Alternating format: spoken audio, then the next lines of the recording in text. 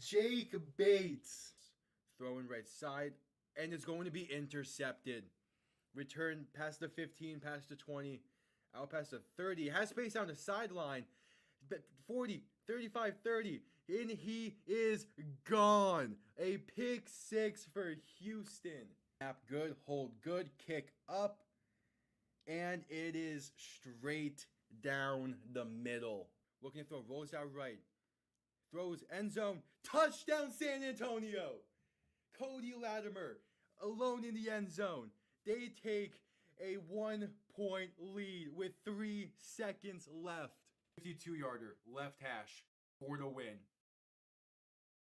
Snap good, hold good, kick up, and it's drilled. Miami escapes week 1 with the win. Jason Sanders is looking to throw. Pass right side, wide open. Touchdown Drake London. Touchdown Drake London. Atlanta has tied this game and are an extra point away from taking the lead. Needing the 12-yard line. Handoff, Robinson left side. And going to be stuffed. A loss of 4, maybe 5 on the play. And with 50 seconds to go, the Chiefs have the ball. And most likely that does it. Ball on the 17.5-yard line. Looking to throw. Stepping up, throwing for the end zone. And caught. Touchdown Green Bay. Dontavian Wicks. 56 seconds to play. The Packers are within 3. 6:17 to play in overtime. Tua shotgun, back to his left. 3 receivers to the right, bunched up. Tua to throw. Has time. Plenty of time. Pass. End zone, left side. Jonnu Smith. Touchdown Miami. They're gonna win. Let's go, baby. Here, back behind him. 3 receiving options to the left. Gonna send Smith in motion. Toss left side for Saquon Barkley. Good blocking and room to run. Pass midfield, spinning his way. Pass the 35 to 30, 25, 20, 15, 10, 5, and the Eagles respond instantly. Saquon Barkley. Oh my, making his presence felt. 1 play, 60 yards, 3rd and 9 from the 35. Mahomes looking to throw. Quick pass left side, caught by Piron. Has room to run. First down and more. Down to about the 17. And he stays in bounds. That will do it. The Kansas City Chiefs have escaped the Bills and have punched their ticket. Hello. We continue week 4 of the UFL in Arlington, as this is a pretty damn good game between St. Louis and Arlington today. Early morning, 12:30 p.m. kick. And this is the last game for UFL week 4 that I will be doing. But it is a damn good one nonetheless. How's everyone doing on this fine Saturday morning? As we await kickoff in this one.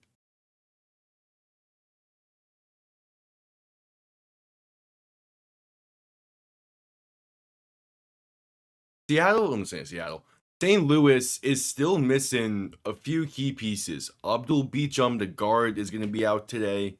His presence was missed last week. And Hakeem Butler, been out the past few weeks. Since week 1, he's been out. There's definitely a piece in that receiver room that they probably wish they had last week against DC. Not going to have him this week. Who knows when he will be back? I haven't seen any signs that he's getting close. Which is weird why he didn't just put him on IR when he went down. But who knows? We'll see.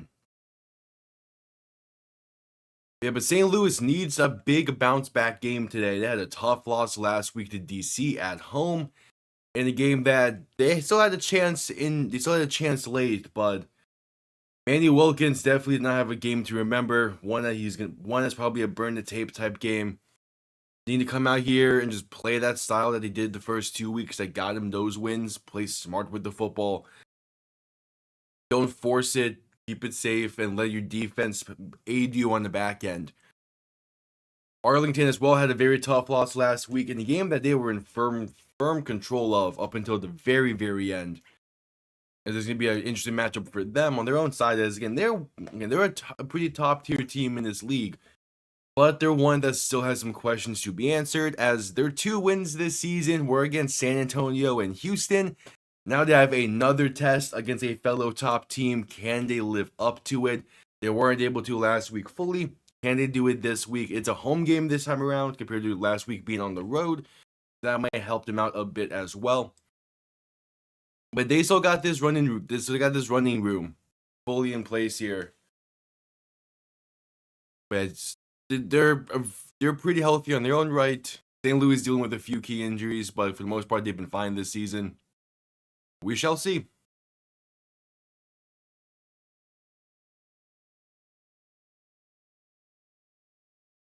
As we're awaiting kickoff in this one.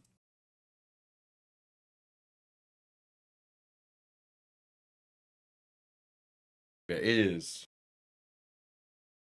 The UFL is fun, but yeah, these noon 12:30 kickoffs, I am still not quite used. I'll get used to it by about mid-season probably.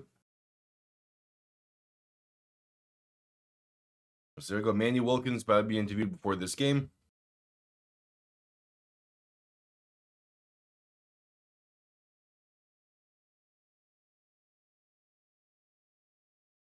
Yeah, Manny Wilkins still getting the start. Not surprised there. And he's, besides last week, he's been having a great season. Even in last week's loss, he played okay for the most part.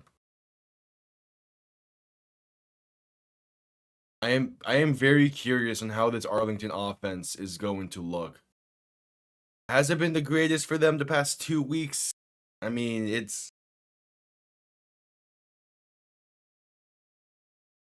We shall see. That's why. There we go. I was connected to the wrong internet there on this laptop. We should be good now. I don't fully know what to expect from this game, mainly because Arlington's offense, outside of that first week, they haven't really found a groove to it. Meanwhile, against St. Louis, like they're gonna be playing angry in this one after last week's loss. But we shall see. As St. Louis will be getting the ball first in this one, Arlington set to send it away, and we have kickoff in a sparsely packed Choctaw Stadium from Arlington, Texas. As the kickoff will be returned beginning from inside the 5 at the 3 and getting up to the 26. That is Blake Jackson on the return. And out comes Manny Wilkins onto the field. It needs to bounce back this week. He had 3 interceptions and a fumble loss last week. Did not play well against DC's defense. Not going to have that much of an easier foe. Arlington's defense that can also cause some havoc. We shall see. Wilkins in shotgun, back to his right. Shifting the tight end into the backfield to his left, and now motioning the receiver towards the right side as Wilkins going to throw it right and going to be incomplete. Looking for Jahcour Pearson. He takes a hit there on the errant pass. So it was a little bit high, but even if that was on target, that was going to get blown up for a loss. Man, I'm kind of shocked that Choctaw's not really filled like I thought it was going to be today for this matchup. Heat 5, I want to go that far. He didn't like again. I could see it being a 6-game series. I don't see it really going much more. I think there's enough faith in Wilkins to where they don't have to worry about that. As the Jets behind there, that's again great play call there. Good blocking from both the tight ends for St. Louis. And plenty of space.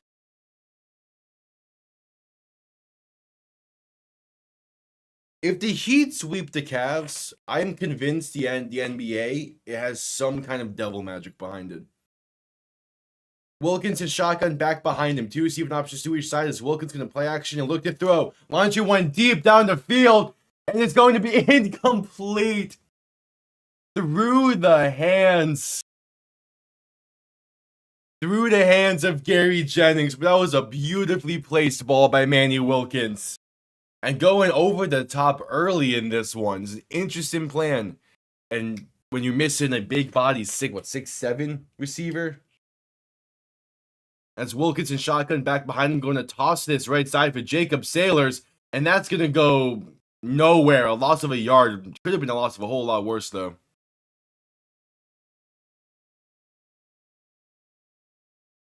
It'll be 3rd and long. That's what I don't like St. Louis taking deep shots. At least not until you have Hakeem Butler back. They're a team that, again, they benefit by playing safe and playing smart. So by taking a deep shot on 1st down, you now set yourselves up for 3rd and 11. As Wilkins in shotgun back to his right, going to motion the receiver over left to right. He's now making a 2 15, 10, 5. Chris Odom, touchdown Arlington. Oh yeah, Emmanuel Wilkins is still down. That was a design QB keeper that Wilkins, it was a high snap. He takes a step and instantly, and he's holding his ankle. Oh, he's down in pain.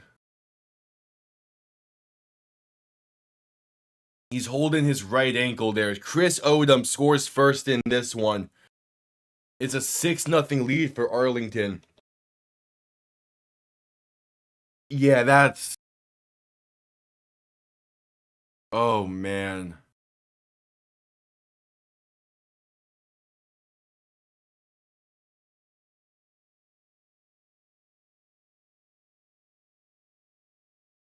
Yeah, he takes that first step on his right leg, and it gives out. That's... And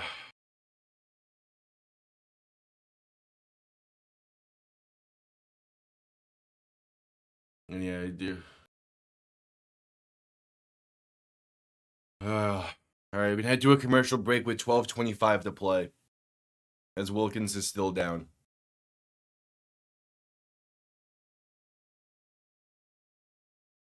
Man.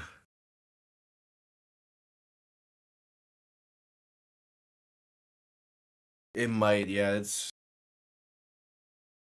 Man, that's hella unfortunate. Leg gives out.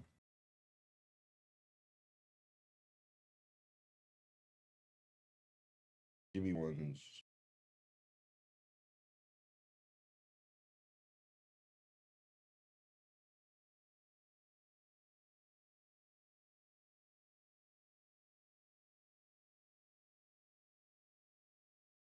Yeah, prayers, best wishes. I wouldn't speculate too much on it. Just, non-contact injuries are always the worst. Always the worst. As we're at commercial break for the injury timeout.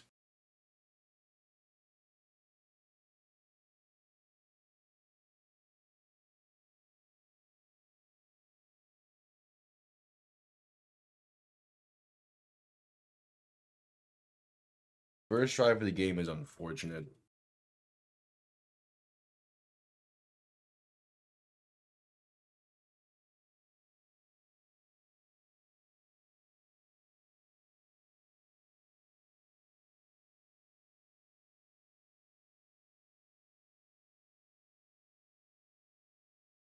All right, so gonna be down by 6 at the least. Max Duggan gonna get his first real action in the UFL this season.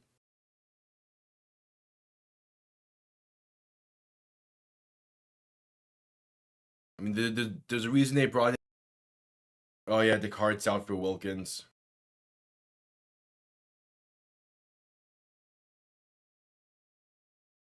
Yeah, the cart's out. His legs was put into an air cast. He's gonna be taken off the field. That's definitely not good.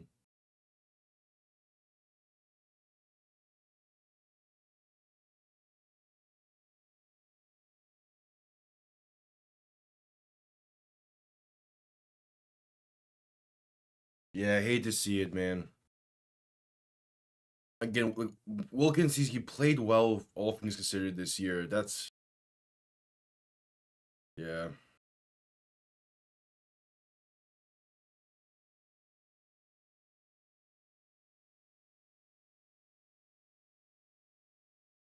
And then Chris Odom takes advantage of it as well.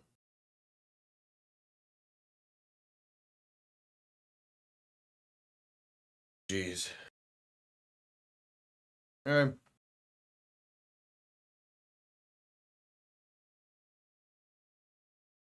So Arlington now has the conversion attempt.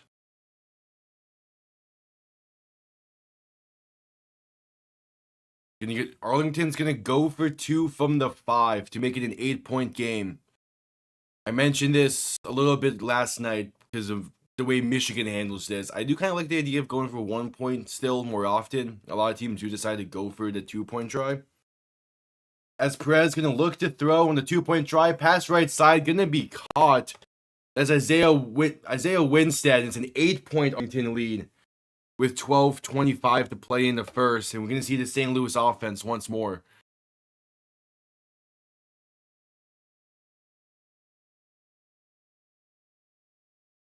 But this time, Max Duggan will be taking the field.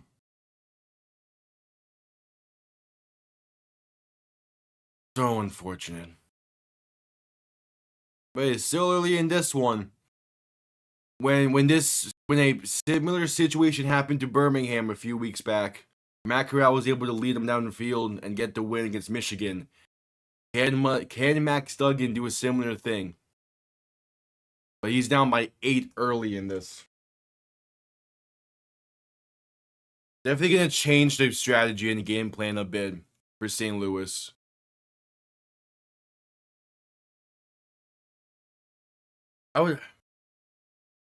Duggan is not as Duggan is still mobile, but he's not as mobile of what Manny Wilkins is.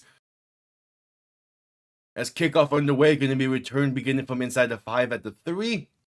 And that's Blake Jackson going to get out past the 30. Has room down the left side past the 40. And finally brought down to the 43. But takes a little bit of a hit there from Lucas Haverzik, the kicker, laying some wood. And as we get to see the St. Louis offense once again.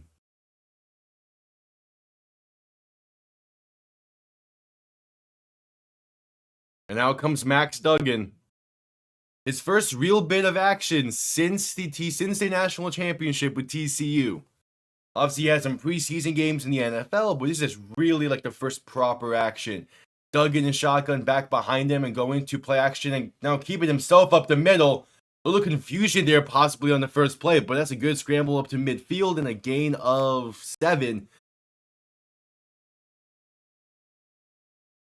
A little bit of confusion, but Duggan's not scared to tuck it and run. That's one thing for damn sure.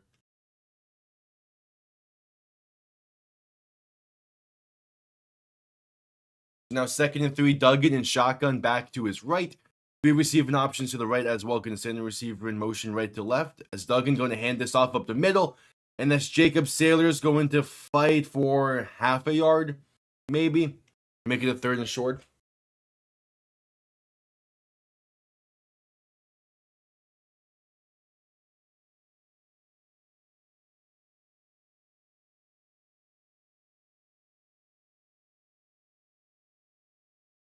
Yeah, 3rd and 2.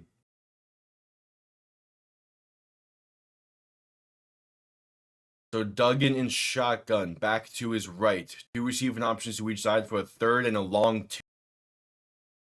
I'm just now seeing that tattoo that Sutherland has for the first time. That's a nice looking tattoo.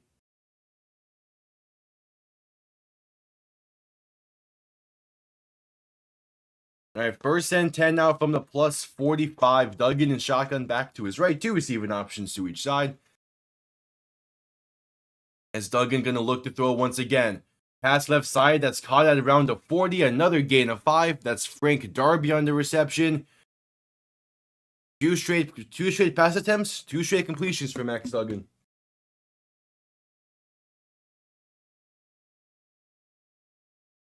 $10:15 in play in the first as the clock continues to roll. Again, it's Arlington front 7. I was talking about a little bit. But Duggan and shotgun back behind him. 2 receiving options to each side. Going to toss this left side and makes one man miss. That's Jacob Sailors for a gain of about 2 to make it a 3rd and even shorter. Probably about a 3rd and 2.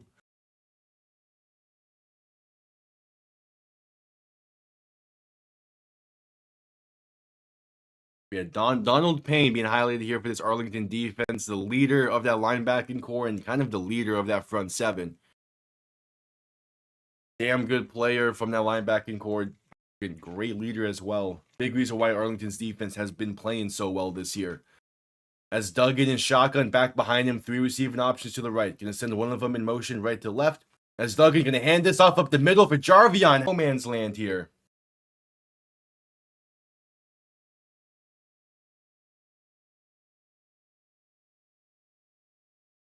It's 4th and 2. And out comes Rodrigo Blankenship to put St. Louis on the board. It's a 55-yard kick. The ball is centered well. The kick is up. It has the accuracy. Does it have the leg? And it does. Rodrigo Blankenship. He is hitting that ball well this season. Put St. Louis on the board with 8:24 to play in the first, and we head to a commercial break. We also have him use his legs a bit more. Mainly just like getting him out there and cut the field in half to get him into a rhythm, do some bootlegs, RPOs and shit.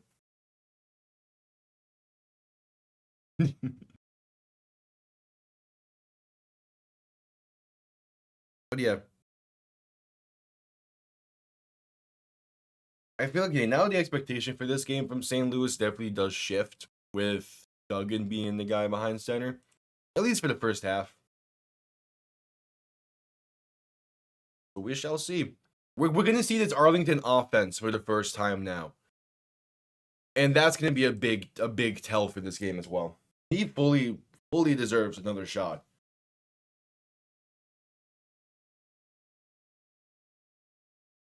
Like he hit from 56 last week. That one was from 55. And again, it's just a case of he has the leg. I'm pretty sure his leg has actually gotten better since his time in the NFL. I believe his NFL long was 52. Yeah, he got a damn good leg.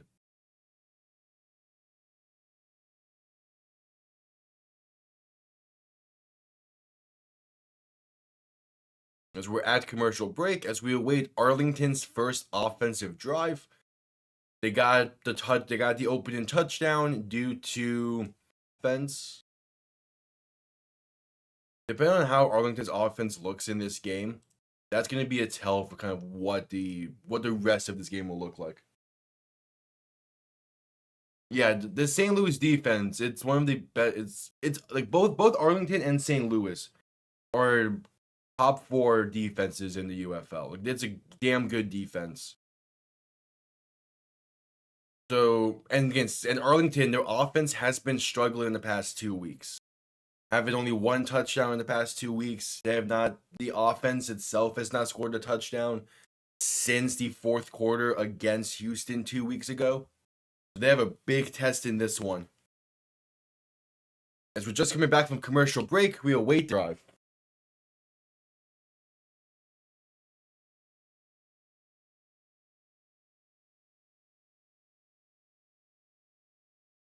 All right, 8:24 to play in the first. This first Arlington drive game is going to tell a lot about the outcome of this game. Kickoff underway, and that's going to be returned beginning from about the 2-yard line. And going to get out past the 25 to about the 29 there for Chris Claybrooks. And out comes Luis Perez for the first drive of the day. Obviously, he had that conversion attempt earlier, but really the first time today, here comes Luis Perez in this Arlington offense.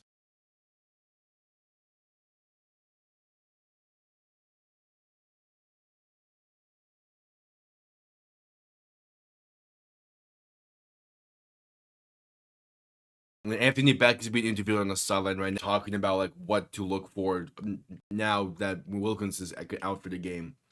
And I liked a lot of what he said. Getting points on that drive was big. It's going to help the confidence of Duggan. As now is up for this. That was up to this defense. Perez and shotgun back to his left. 3 receiving options to the right after sending a receiver in motion. Perez going to hand this off to Kalen Ballage up the middle, and that's going to be a loss of a yard. Maybe back to the line of scrimmage, but nothing going there. Yeah, they can say a loss of a yard there. 2nd and 11. And Arlington going a bit up tempo here. Perez and shotgun back to his left, 2 receivers to each side. Ball on the 29. As Perez will look to throw for the first time today. Pass left side, that's caught. Breaks 1 tackle. And fighting forward, pulling along 3 Battlehawks to make it a much more manageable 3rd down. That was Tyler Vaughns on the reception. And the gain of about 7. Gonna make it a 3rd and 3, saying a gain of 8. 7.5 to play in the first. As Perez alone in shotgun. 3 receivers to the right, 2 to the left. Ball on the 37-yard line, looking for the 40. We're sending the receiver in motion right to left, as Perez will look to throw. Quick pass right side, wide open, Deontay Burnett. Gonna spin his way inside and get past the 45 before being stood up at the 46. That's a first down for Arlington. They keep the chains moving. Garbage coverage, yeah.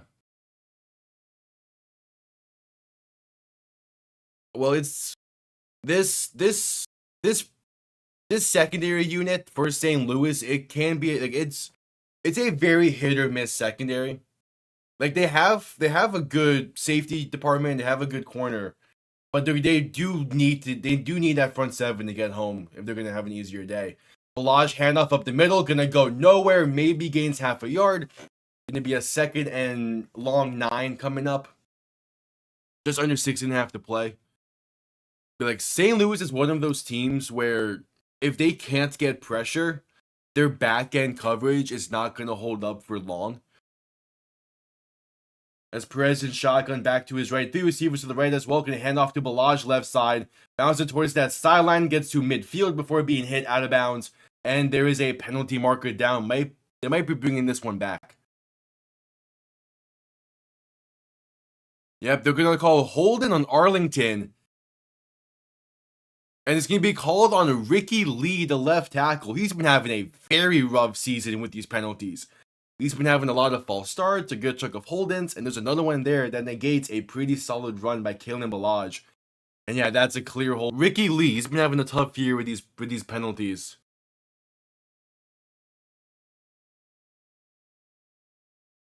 Six minutes to play in the first.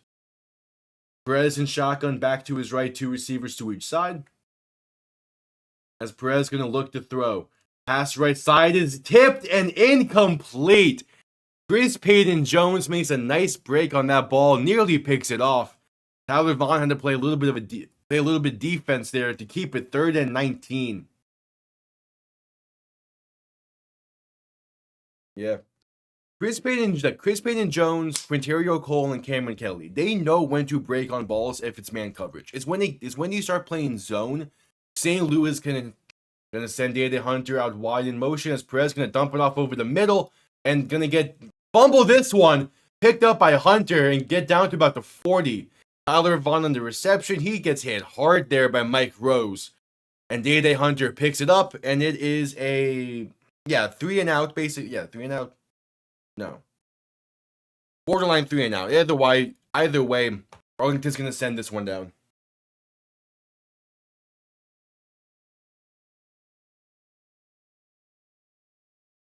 So out comes Marquette King. Out comes Marquette King to try and send this one down and pin St. Louis deep. He has the leg to do it. Punt comes off clean. This is going to be returned beginning from about the 20. Yeah, they're saying Arlington ball. Jacquard Pearson, uncharacteristic fumble there.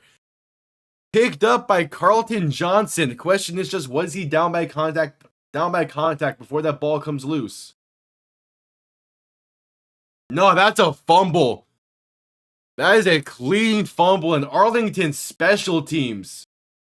Sal Cannella, the tight end with the peanut punch. And Arlington's offense stays on the field with 4:22 to play. Sal Cannella with the peanut punch.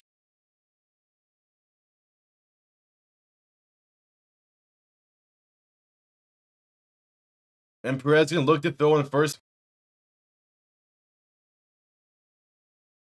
That's a great throw from Perez. Middle of the field, wide open. And yeah, it'd be Arlington ball near the 15. It might. I don't think it would be a massive blowout. But it's about to get ugly for sure.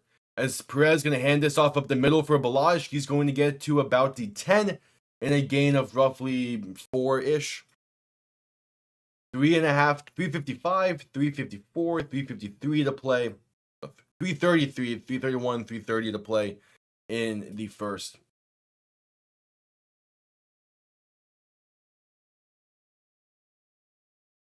Side now gonna pitch it to Day Hunter and get down inside the 5 at the 2.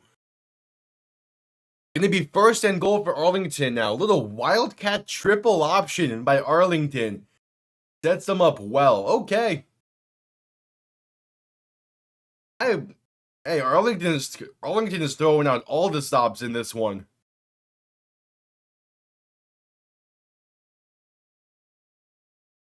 Now first and goal. Now going T formation with Holton Ahlers in at quarterback. 2 receivers, 2 running backs, and a tight end behind him. Ahlers going to hand this off to Devion Smith, left side, and that's going to gain about a yard up to the 2. That's the 4th carry on the year for Devion Smith, and the first of those 4 to not get a touchdown. And now second and goal from the 2, and Ahlers is staying in. Perez has been on the sideline for a bit here. Been on the sideline the past 2 plays. And they're going right back to the T formation. Ahlers under center. 2 running backs and a tight end behind him. Now going to motion here. Now going to shift the formation. It's Ahlers. Play action looking to throw. Pass end zone incomplete. Low and behind to Seth Green. 3rd and goal coming up. But that was open. 2 minutes to play in the first. Ahlers just missed a touchdown pass there. On his first pass attempt on the season. And now Perez is back in the game for this 3rd and goal. Perez in shotgun back to his left. 3 receivers. Going to make this an 11-point game. Pending the conversion attempt.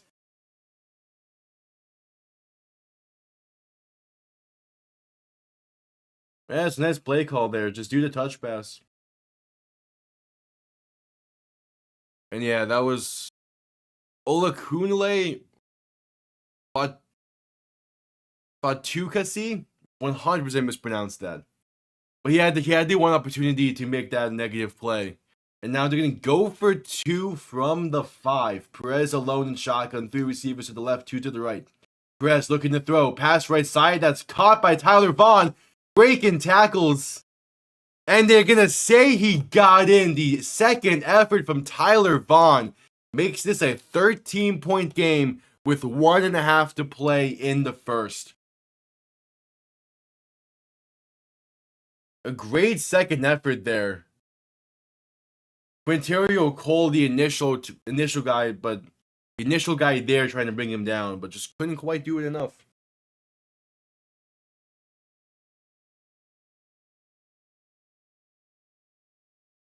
Yeah, Arlington has been in control of this one. Like, at the same time, like, St. Louis is one solid drive from this becoming an easy game again for them. Because again, like they made on the initial drive there for Arlington, they made the stop, they forced a punt, they just turned the ball over, and that was the issue last week. Is they lost the turnover battle and turned the ball over too much. The first 2 weeks on the season, St. Louis had no turnovers. Last week they had 4. So far today they have 2. As kickoff underway, going to be return begin from inside the 10 at the 8. And as Gary Jennings going to work his way to the 25. Good kick coverage there from Arlington. And Max Duggan will take the field once again.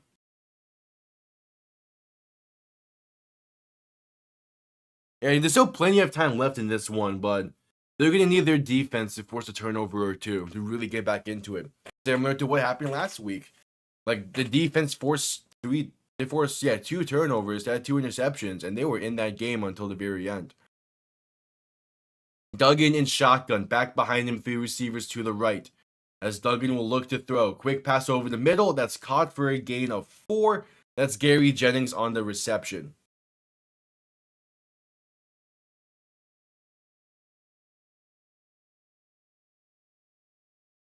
Alright, 2nd and 6.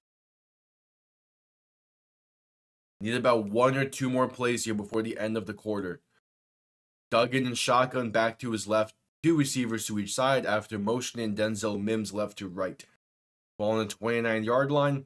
Duggan going to hand this off to Sailors up the middle, and that's going to go nowhere. Loss of a yard. Donald Payne the first on that tackle, followed by Taco Charlton, who was recently signed this past week by Arlington, and Taco Charlton making his presence felt on that one. Former Dolphin, former Dallas Cowboy, former Birmingham Stallion. And now it's a 3rd and 6. Duggan alone in shotgun to the 45. They move the chains, and that will be the end of the first quarter.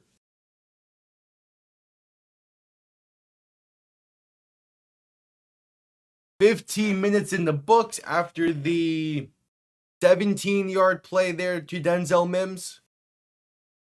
And Battlehawks find themselves near in midfield, needing some kind of points on this drive.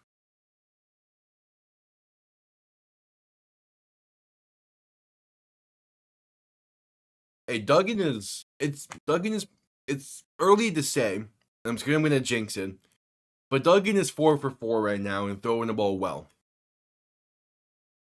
Now, if they can just get the ground game going behind it.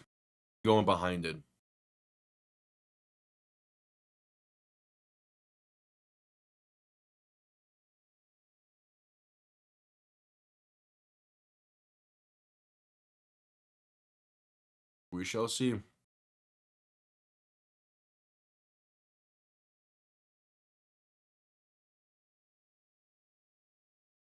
We shall see. We had NBA playoffs also begin today. NHL playoffs begin today.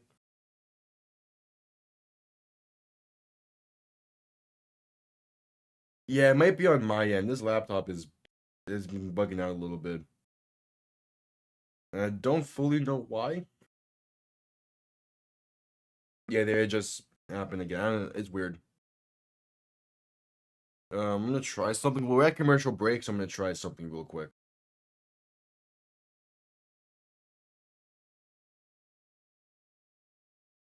We're gonna see if getting off of the extension is gonna help. Will it? Probably not, but we're gonna try.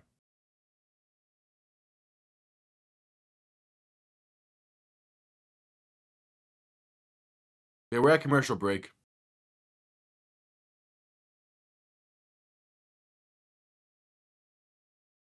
Yeah, I've been seeing it randomly. It would disconnect for like a second and reconnect. I had that issue during the NFL season as well with this laptop. It's just the laptop's kind of old, and that's kind of why I was hoping to be able to use my PC for the UFL, but that was also having a lot worse connection issues occasionally. We got like a week left. We got like a week left in this setup. We'll be fine. Beginning week 6, there'll be no issues with the connection. We have to deal with it for now. As long as it's only like that single second skip in, I don't care. As back from a commercial break, the start of the second quarter, Duggan and shotgun back to his left. Going to look to throw once again. Quick pass left side to Jarvion Howard in a flat. Is going to gain about 2.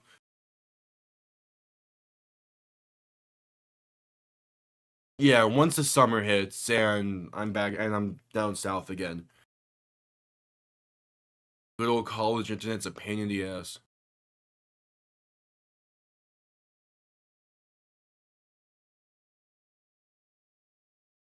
Duggan and shotgun back to his left. 2 receiving options to each side.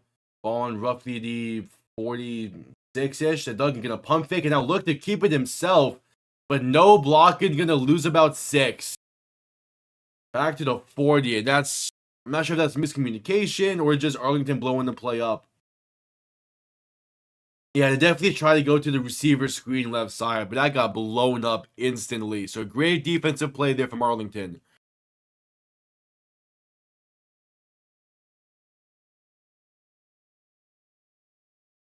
As now it's 3rd and 14. Ball on the 40-yard line. Duggan alone in shotgun. 3 receivers to the left, 2 to the right.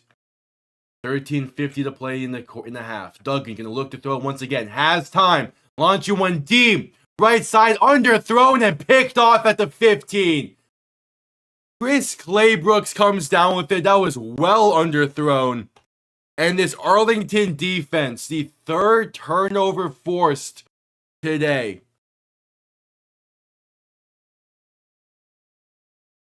I don't know.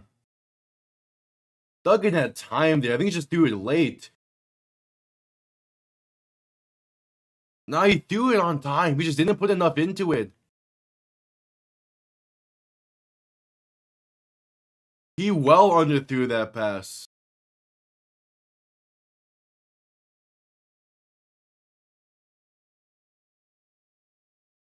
Yeah, that should have been 6. That's well underthrown. He threw the ball on time. He just didn't step into it. It's basically an arm punt on 3rd and 14, though, nonetheless. Now ball at the 16 is Perez in shotgun. Back behind him, 2 receiving options to each side. Perez going to hand this off up the middle for Day Hunter. Makes one-man miss and gets up to the 19. A gain of 3.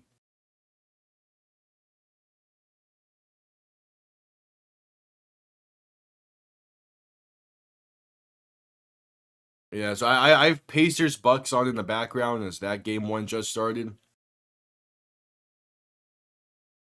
Yeah, it was short arm. That's again, that's when like the pocket was good. He had the time. He needs to step into it and let it rip. Perez in shotgun, back behind him, 2 receiving options to each side, bunched up. Play action looking to throw. Perez. Pressure coming, pass right side is short armed and incomplete at the feet of Day Hunter. 3rd and 7 coming up.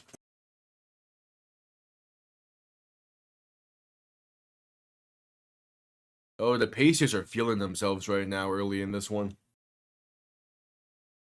So a 3rd and 7. This defense gonna need to make a stand here.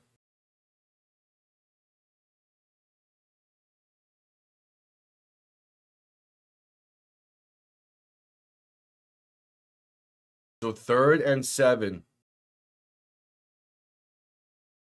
Perez in shotgun, and there's a stoppage here before this one. Arlington will call their first timeout as they weren't going to get the snap off in time. 12:32 to play in the first half. We're going to head to a commercial break.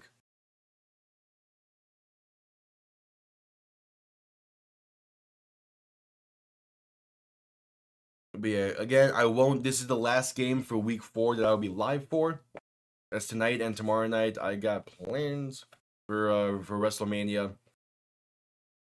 So won't be live there, but we will be live next week, Thursday, for for night 1 of the NFL draft, as well as we'll be live for the majority of week 5 of the UFL. I think Sunday is the only day where I won't be able to go live. I think I won't be missing a game, hopefully. So I can double check. But yes, next week, Sunday on the 27th, I won't be able to be live. And then obviously we're missing tonight's game and tomorrow night's game.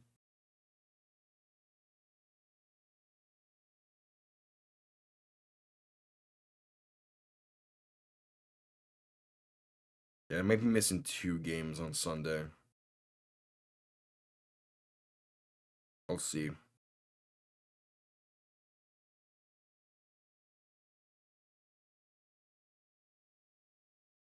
Yeah, Brett, commercial break.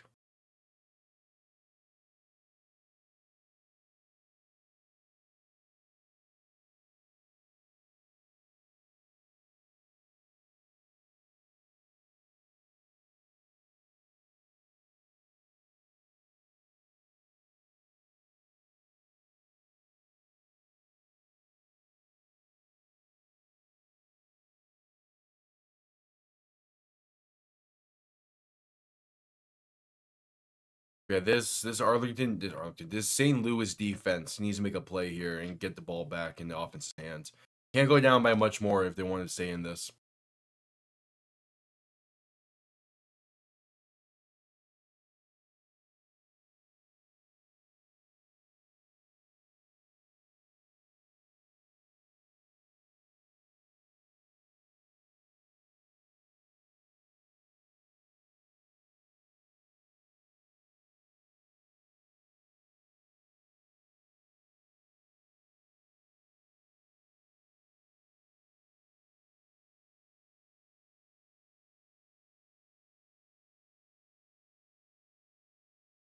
Yeah, I'm looking at final replay of that interception. He does not step into that interception, Duggan.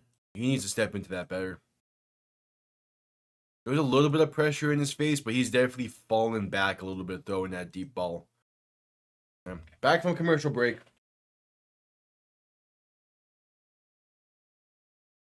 12:32 to play in the first half. A 3rd and 7 coming up for Arlington. What is already getting to a point of a big 3rd down in this game for St. Louis's defense.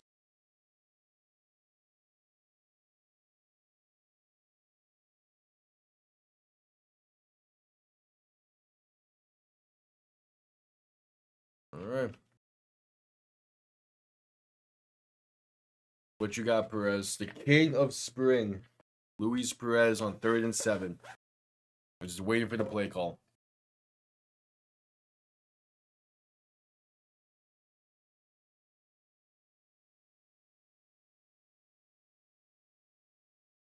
All right, so Perez in shotgun back to his left. 2 receivers to each side. A 3rd and 7 from the 19. In the motion, Dede Hunter out wide to the right as Perez will look to throw. Quick pass, right side, and that's going to be caught past the 40 to the 43. Isaiah Winstead. What a throw from Luis Perez in an absolute bucket. There is a penalty on this play, but that is an insane throw from Perez. What's the penalty? Oh, it's offensive pass interference on Winstead. Are you kidding? They're gonna call this back. I still want to replay. That's an insane throw from Perez. On the slot fade. There's a little bit of a shove. That's an insane throw nonetheless. There is a little bit of a shove there to make that window bigger. That is still an insane fucking throw. All right, 3rd and 17.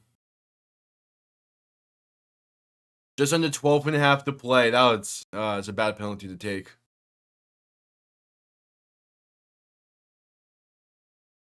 And we're going to have a stoppage before. As Arlington will challenge this? Arlington is going to challenge this, saying that it was not OPI.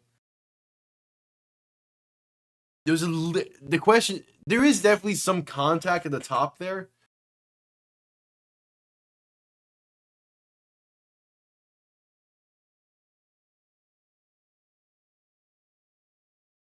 There's a little bit of a shove. That left arm from Winstead.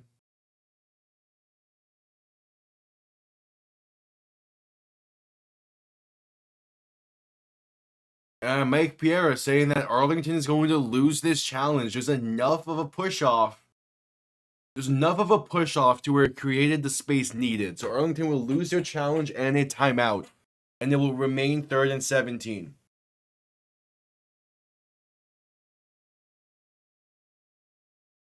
That's still an incredible throw from Perez.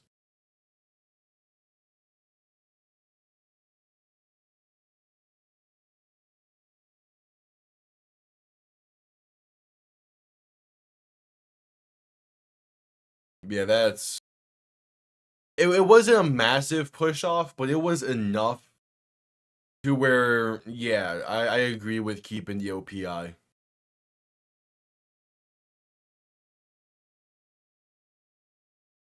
Now ball on their own 9-yard line, 3rd and 17.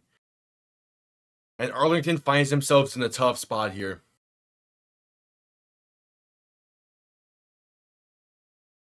Perez alone in shotgun, 3 receivers to the right, 2 to the left. It's a 3rd and 17. Perez gonna look to throw once again. Quick pass over the middle is caught by Hunter, but gonna be brought down for a gain of about 5, maybe 4. And they're gonna have to punt this one down, a 3 and out. After the interception, St. Louis does a good job forcing a 3 and out. That was Willie Harvey on the tackle there. to limit it to a gain of 4. And now Marquette King going to be punting from his own end zone on 4th and 13.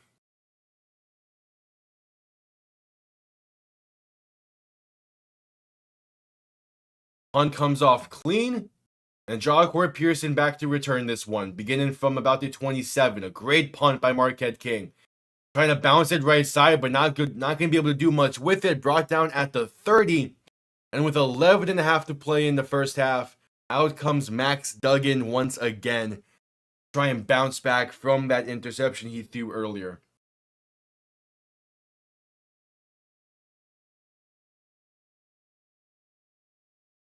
Wait, Pistons Knicks game 1 is tonight? Damn. That starts an hour before Mania.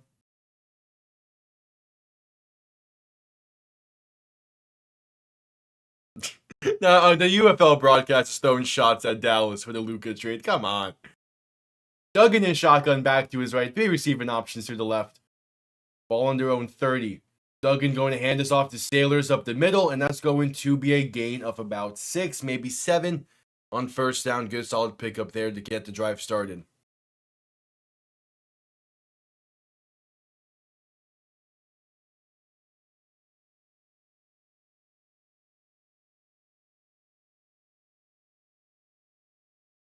Perez in shotgun back to his right. 3 receiving options to the left. 2nd and 4.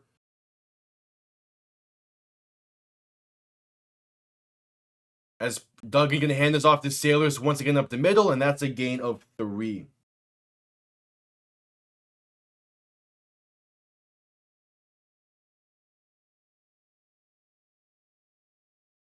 Third and short. They're going to say a 3rd and 2. There's more so a 3rd and a long 1.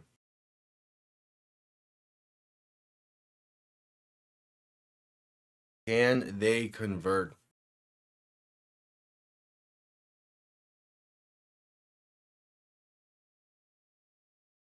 Ball on their own 38. Need to get to 40. Duggan and shotgun back to his right. 3 receiving options to the left. As Duggan going to hand this off to Sailor's left side. He's going to get enough for the first. A gain of 2 exactly. Oh, that spot did not look good. There you go. They're going to give him the first down. That spot is that initial spot did not look good, but the second spot there was a lot better.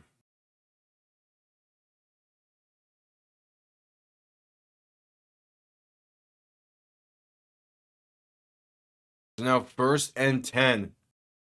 Duggan in shotgun back to his right. 3 receivers to the right side as well. Duggan play action looking to throw over the middle.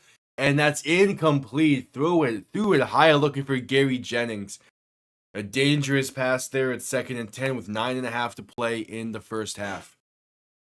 Yeah, you need points on this drive in some capacity. If you can get a field goal, that's not preferred, but you're still feeling fine. A touchdown is what you need.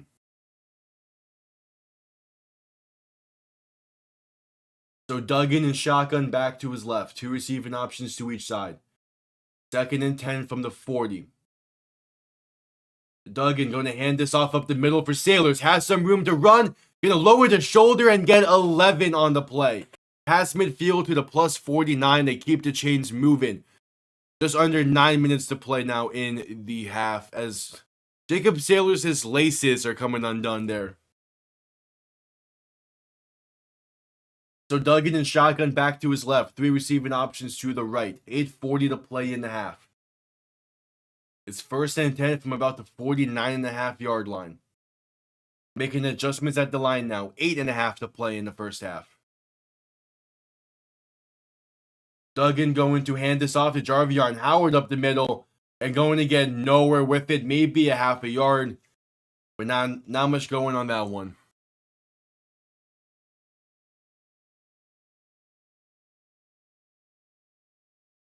Now it's 2nd and 10.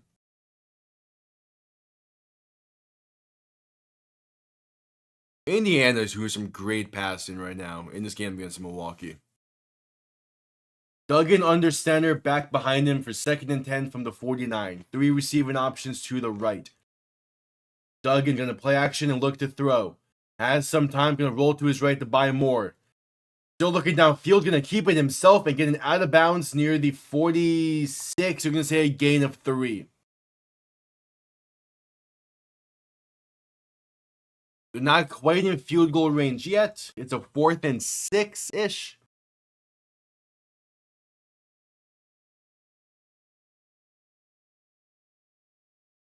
Yeah, the offensive line is playing as well as they could right now against this front 7 of Arlington. 3rd and 7.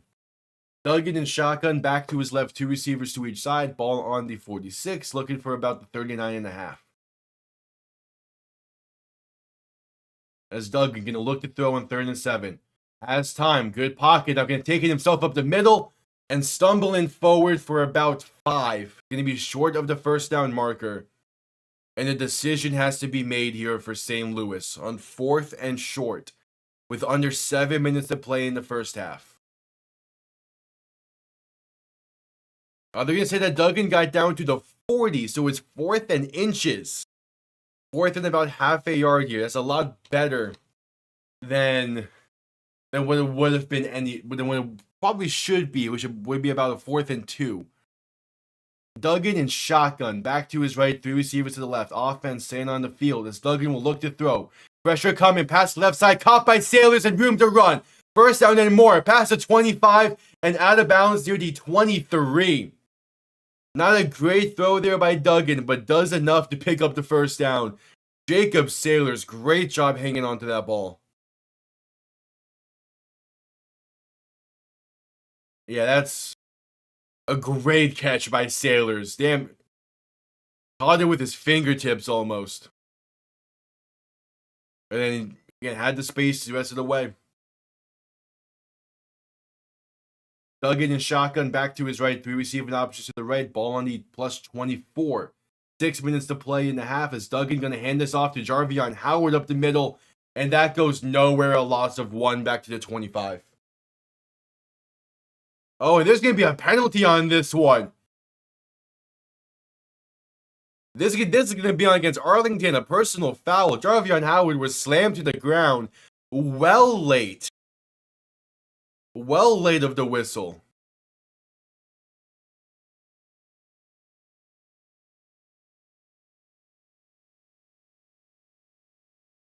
Yeah, they're going to call this on Kion Bars of Arlington. To tack on 15 to the end of it. It's a first down. Yeah, he's wrapped up, whistle blowing. And yeah, Howard falls to the ground. It might have tripped there, but they threw that penalty nonetheless on Kion Bars. He sold it. That's the thing. He sold it well. Whether he gets pushed or not, he sold it to where they got a first and goal from the 10. And now there's a penalty before this one, for the snap here. As it's a legal substitution on St. Louis. So it would be a first and goal from the 15. And yet Arlington, because they challenged on offensive pass interference earlier in this game and lost it, they don't have a challenge for that personal foul. Yeah, this has been a good drive for St. Louis. Can they finish it? That's the question. 5.5 to play in the first half. Duggan in shotgun, back to his left, 2 receivers to each side. First and goal from the 15. A handoff up the middle for Sailors, going to get those 5 yards right back. This is the first time St. Louis has entered the red zone today, and they could really use points here.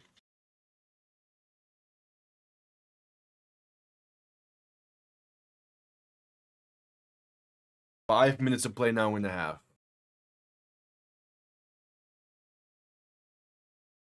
Again, if you're Duggan here, especially now that you're in close quarters, just rely on Sailors if you need to. Sailors lined up 2 Duggans right in shotgun, 3 receivers to the left. And Duggan going to keep it himself right side on a read option, trying to get towards the sideline and going to fall forward for about a gain of 4. Down to the 6 is 3rd and goal.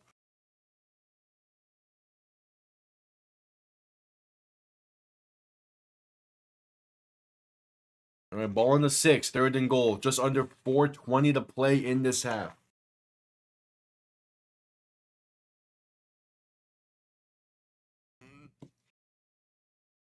If I'm St. Louis, this gets it. If you get half right here, you get inside the 3, you go for it. Duggan and shotgun back to his right. 2 receivers to each side. Ball on their own. Ball on the 6-yard line. Duggan looking to throw.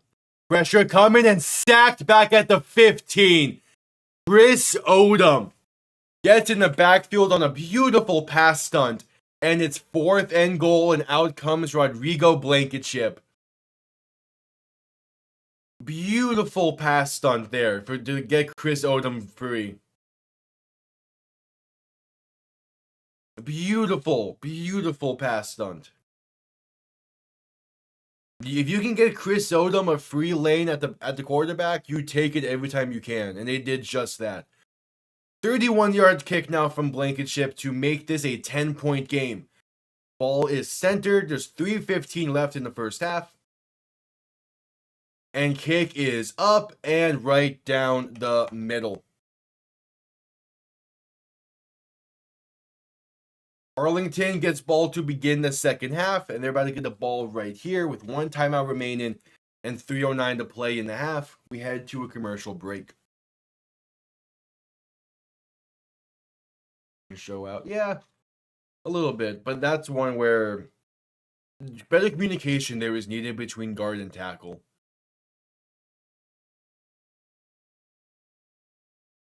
Because already that's a case where you probably want a little bit of you probably want to shade the offensive line towards Chris Odom to begin with. So the fact that they didn't is a weird thing, but better communication there is needed.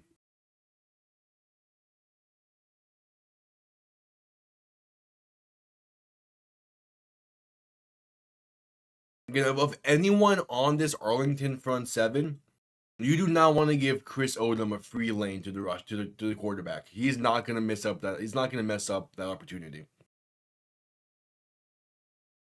You need to at least make some kind of contact with him.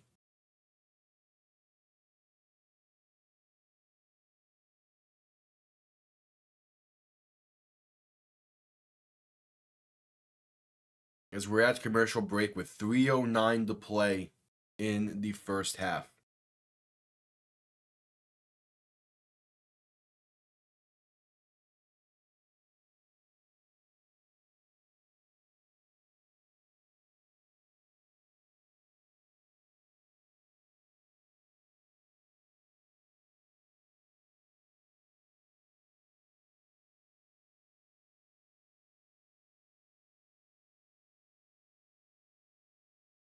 We shall see. If the St. Louis defense has an opportunity, if they can force a turnover, force a 3 and out, they have an opportunity here to really get them back in this game.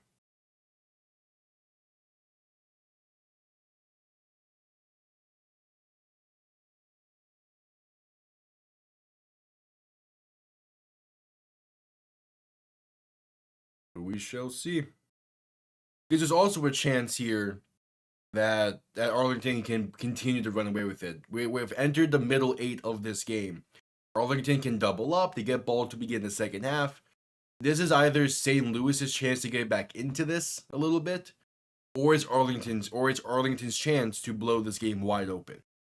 We shall see as we're coming back from commercial break, taking a look at this 3rd down sack once again from his Arlington defense.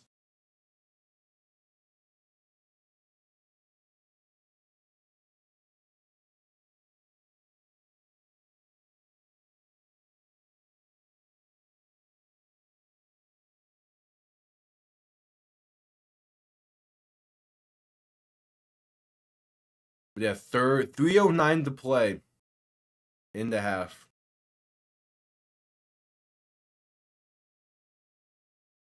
Kickoff underway. Going to be returned beginning from inside the 5 at the 3. And that's Chris Claybrooks up to the 29.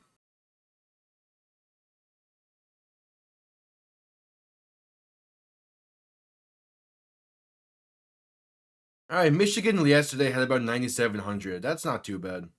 Not great, but not too bad. Considering that the Tigers were also playing last night, that's not bad.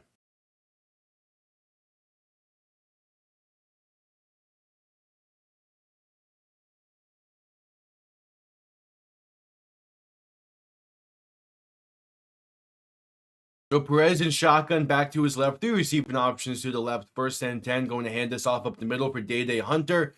And Pyle is going to get pushed for a gain of 4.5, maybe 5. St. Louis has all 3 timeouts. They can definitely get the ball back with a good amount of time and be chilling. But they're going to need this defense to force a 3 and out.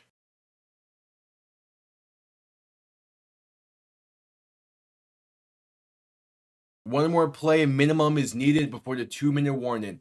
Perez in shotgun back to his left. 3 receiving options to the left as well for this 2nd and 5. Perez going to hand this off to Day Hunter, who's trying to bounce it right side. And going to gain about 3 on the carry, 3.5-ish. It's a 3rd down coming up, as this is going to run to the 2-minute warning. And a big 3rd down coming up for the St. Louis defense. Make this stand, give your offense a shot to make this a 1-possession game. Enter in the half. But we have 2 minutes left in the half and that 3rd down coming up when we get back from the commercial break. 2 minutes to play in this first half from Arlington.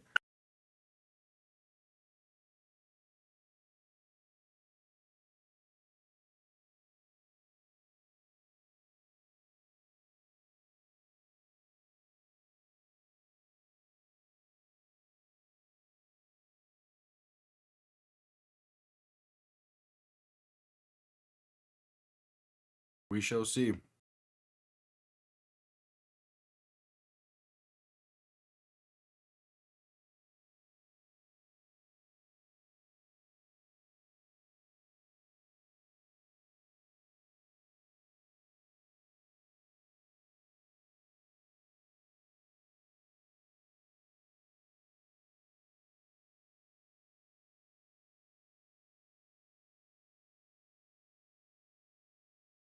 We shall see as we're at commercial break.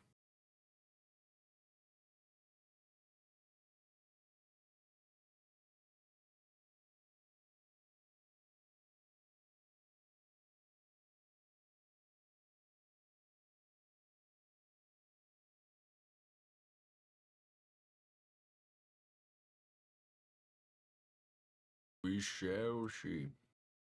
It'll be about 3rd and 2.5, 3rd and 3. I mean, the ground game is working fine for Arlington right now.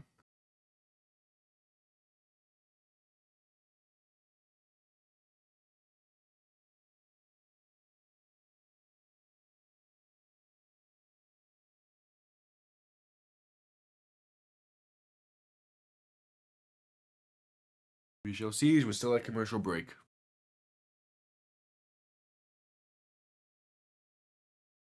Yeah, I'm not surprised the Pacers are playing well right now against Milwaukee. I mean, they won that series last year.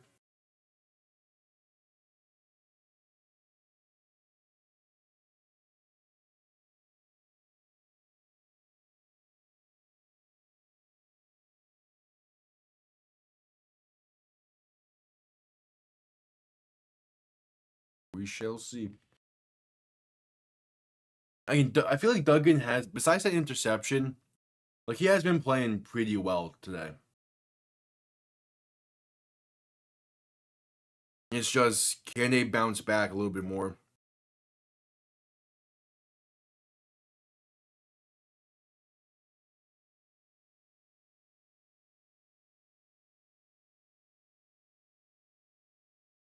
And we just coming back from commercial break.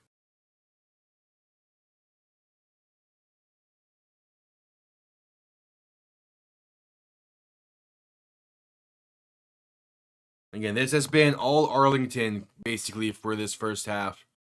But even then, like they've had one offensive touchdown drive.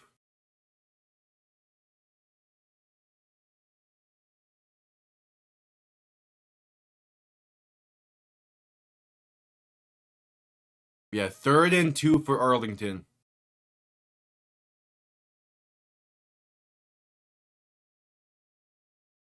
Perez in shotgun, back to his left, 2 receivers to each side.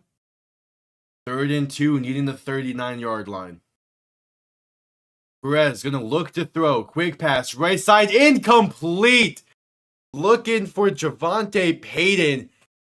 And that's Chris Payton Jones in coverage.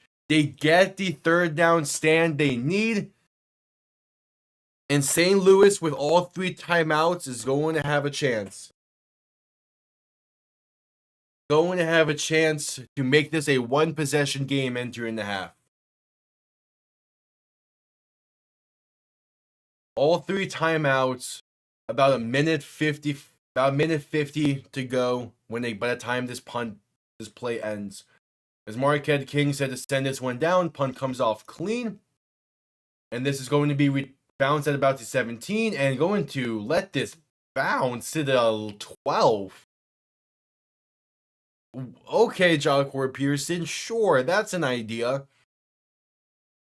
All 3 timeouts, 1:47 to play in a half. Ball on their own 12 after letting that ball bounce about 5 yards. And out comes Max Duggan to try and lead a drive here.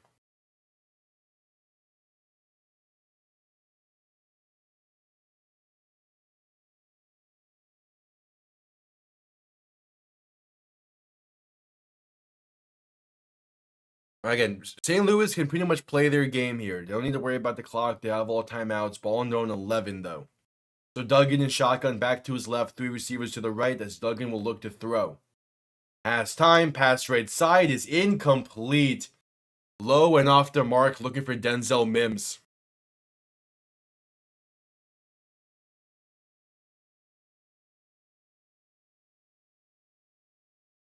So 2nd and 10 now.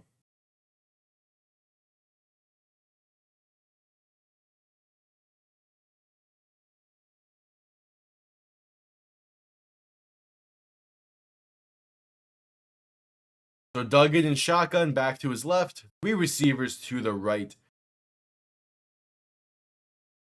As Duggan will look to throw. Arlington sends some pressure, gets picked up. Pass over the middle is incomplete. Jahcour Pearson couldn't hang on. Not the most accurate of passes, but still one that Pearson needs to come down with. That's one he needs to come down with. It wasn't a great throw from Duggan, but that's one he needs to come down with. In that situation, you need to catch that ball.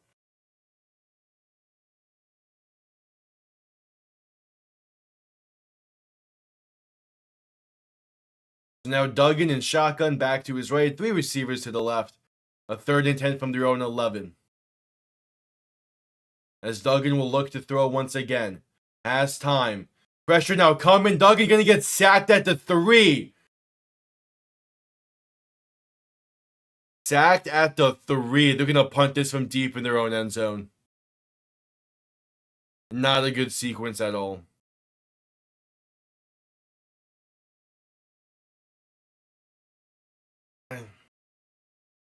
No one's open. He needs to step up and just run. You have the legs. You have the mobility.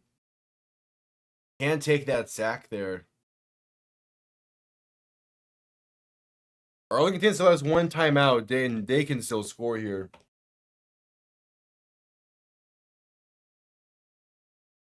I mean, dude, that gets set up though by the mistake of Jahcour Pearson on that punt and not catching that. Arlington calls their final timeout before this punt. And punted from deep in his own end zone here. Punt comes off clean and going to be returned beginning from the 43-ish. Going to get out past midfield and down to about the 45. And out comes Luis Perez with a minute 13 to play in the half. And great starting field position.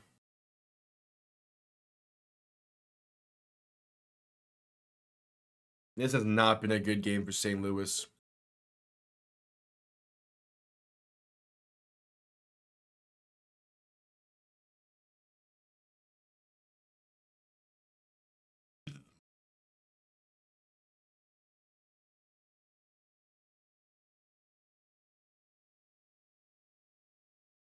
All right, Perez in shotgun, back to his left, 3 receivers to the right.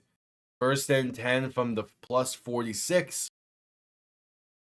Perez going to hand this off up the middle for Kalen Ballage, trying to bounce to the left side, but nothing working there. That's a loss of about a yard, maybe 2, with a penalty marker down now as well.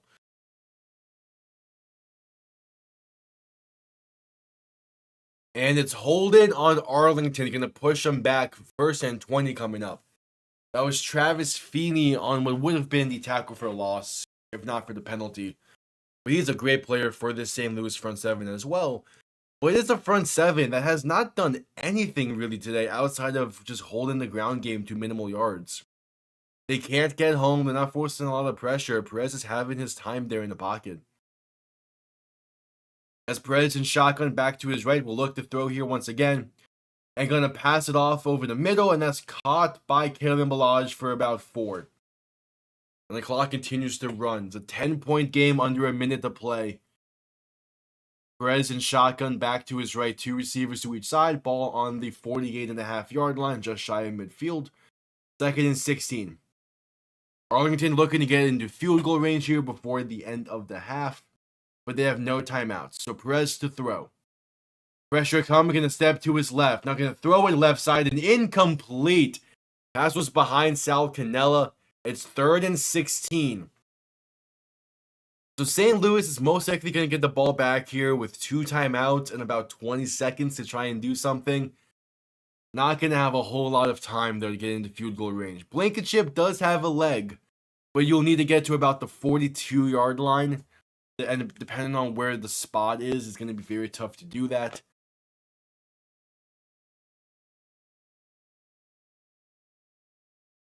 As Perez in shotgun back to his right. 3 receivers to the left. If I'm Arlington, I'm just handing this ball off. But Perez will look to throw. Pressure coming, but Perez going to step up and roll to his right. Now launch you one deep. Right side has a man. That's caught by Tyler Vaughn. Touchdown Arlington. What a throw and what a catch. 24 seconds left in the half. A 52-yard touchdown.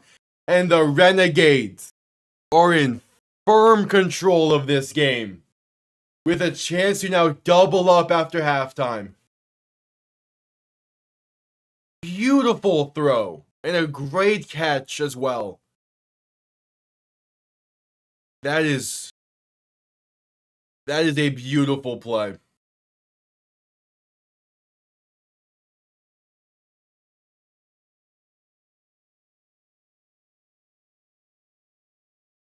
Now we're going to go for the 1-point try from the 2 to make this a 17-point game.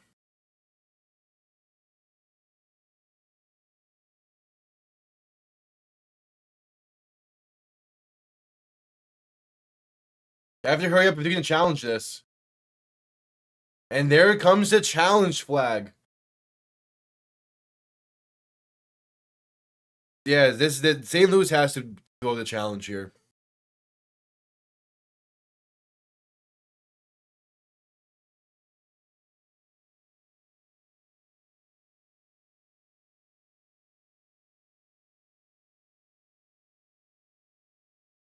Mics are messed up here, but they're going to challenge for what should have been offensive holding.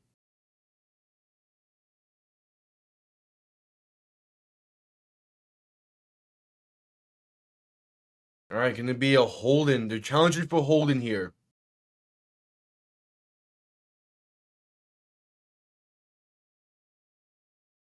You're going to say that one of their guys was held. If they win this challenge, they save themselves here. But if not, they're in the same bad spot. Oh yeah, he grabs the collar.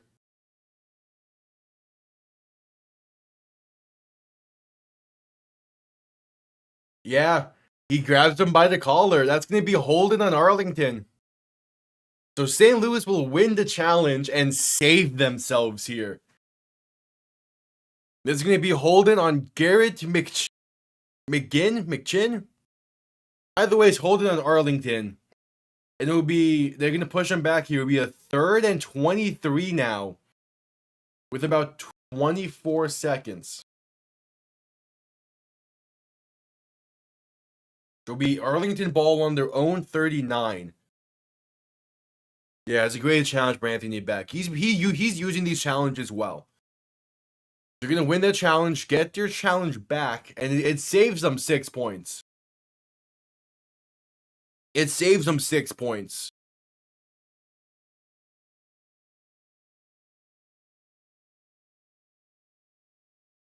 It'll be 4th down. Wait, 4th. It'll be 3rd down.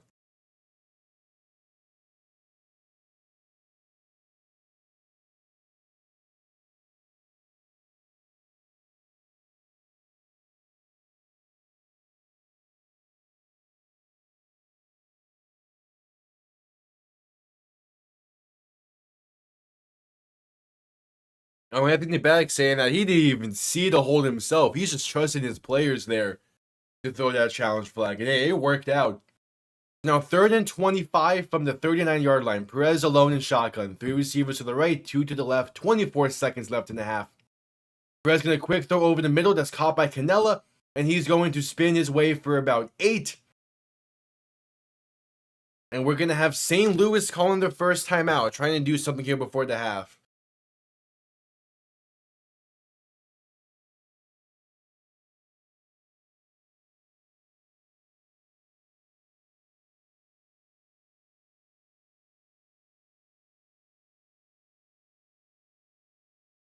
Anthony Beck's mic for the broadcast is fucked up right now, and it's funny.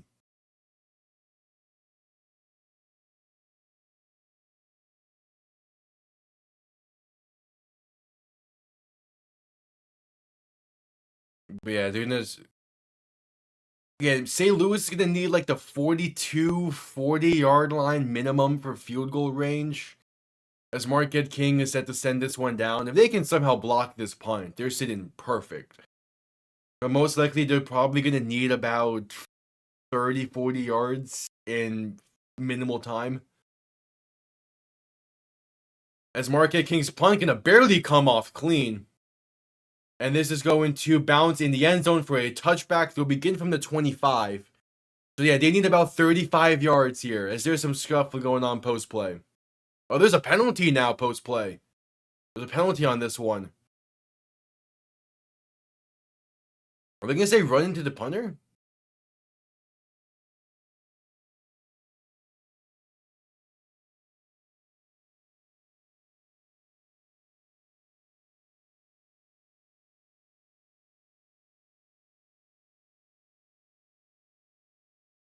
Oh, they're offs. Okay, we have offset and penalties.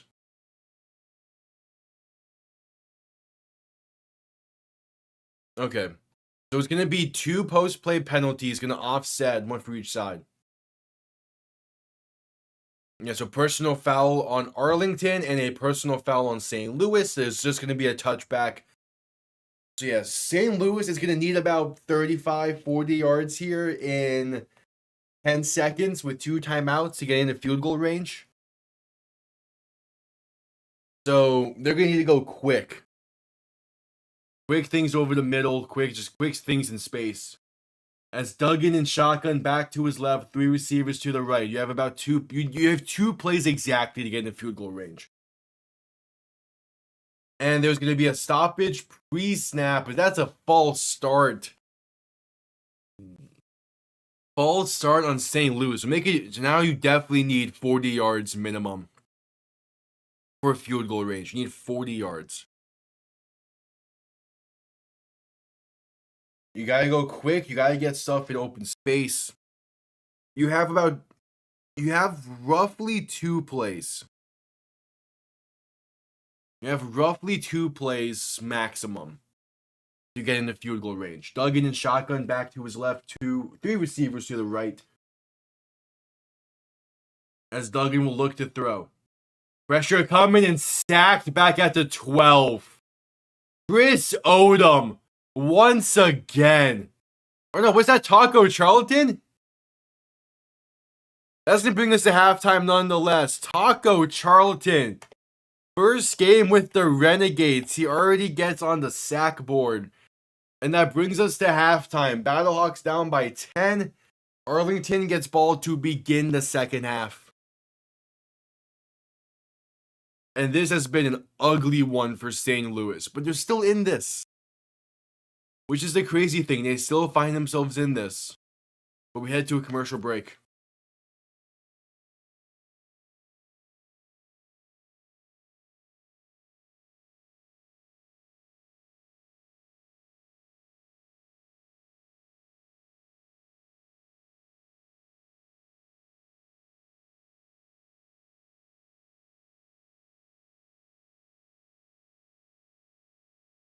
Yep, we're at commercial break.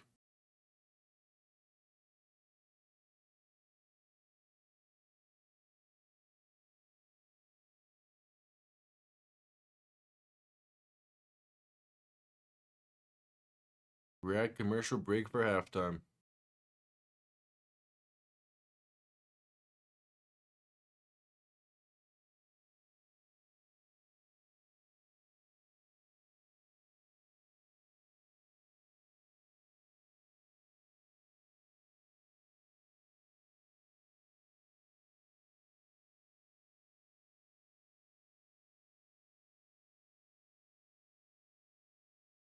We shall see.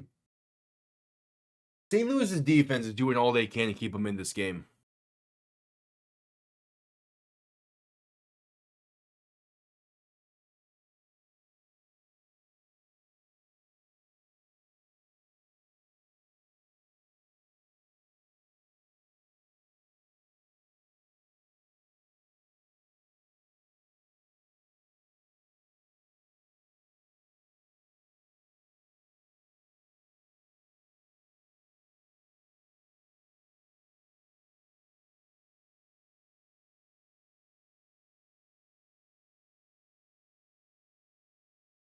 We shall see.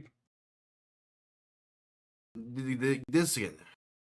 If it weren't, put it this way, if it weren't for that open-end drive, scoop and score from Arlington, this would be a. I completely forgot to get rid of the points. This would be a 2-point game. There we go. Morning. Yeah, UFL kicks off early here. We're at halftime in this game. Arlington up by 10. Like if it wasn't for that open-end drive, scoop and score from Arlington, this is probably a 2-point game, maybe a 1-point. This is definitely not appearing the same way. Hey, we got 1/2 left. 1/2 left. As we have just entered halftime, we have some halftime coverage coming up.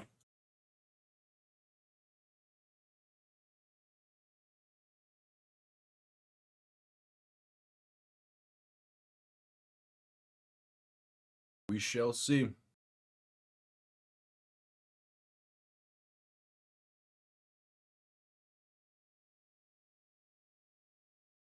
Yeah, I'm gonna show some highlights from last week. Which again, week 3 was a great week for the UFL. So far this week, it's been pretty solid. Last night was a pretty good game between Memphis and Michigan. This one's been pretty solid as well. Again, this is the last game for UFL Week 4 that I will be live for. The one tonight and the one tomorrow night, I have stuff that's gonna get in the way for those. I will be back next week Thursday for night 1 of the NFL draft, as well as Friday and Saturday for the UFL Week 5. I won't be able to do Sunday next week. But yeah, we're figuring things out for this season. A lot of like the things get a lot of the things that are getting in the way for doing all the games I want to do this season have been like very spur of the moment. Like I wasn't expecting to have those come up, but they have. So okay, we'll be missing 2 games this week, 2 next week, and then we'll be missing all of week 7 for a trip. So there's 43 games in the UFL season. I will call 8 of them. So we're still gonna do the majority of them.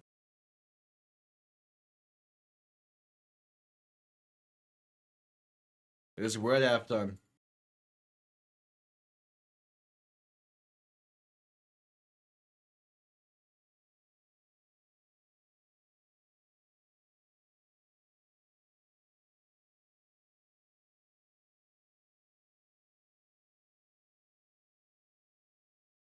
We're at halftime.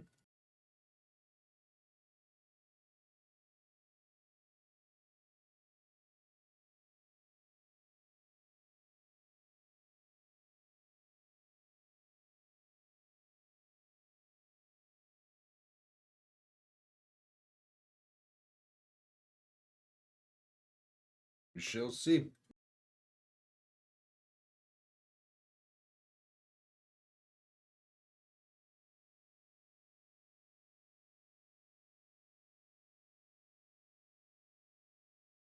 As we're at halftime in this.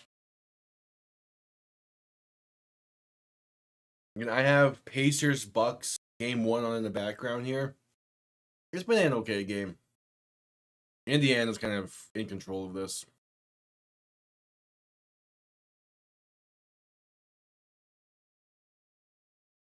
Yeah.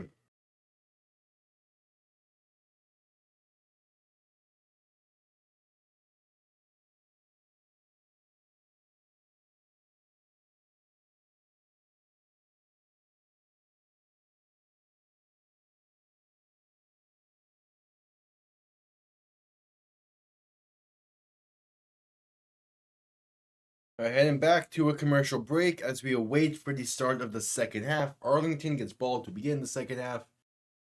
In what has been a game that they have kind of controlled, but not in the way I feel like I expected them to if I knew going into the game that they would be.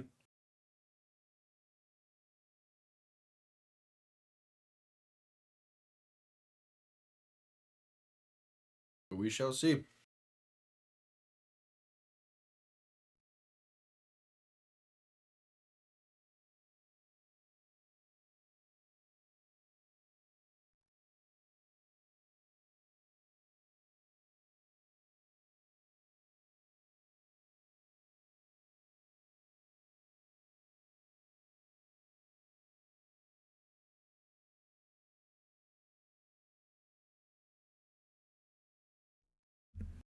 Yeah, at halftime.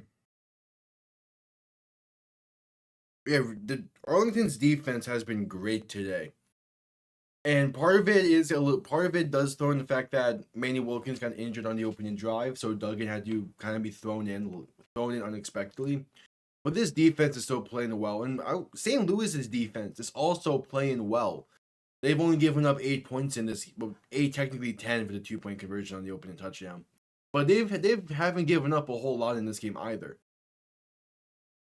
So like it's just gonna come down to, can St. Louis's offense finish a drive? Because again, they're still well in this game. And hell, even on that opening drive, scoop and score. On that opening drive, scoop and score. It's not like Arlington's defense themselves forced a turnover. Wilkins got injured and he dropped the ball. It's been Arlington and defense playing well. They're demolishing a turnover battle. But this game is still pretty close. We'll see how this first drive of the half goes, because that could definitely change things. But all St. Louis needs is one drive, and they're back in this. If their defense can get a turnover, they can ride that and get right back in this.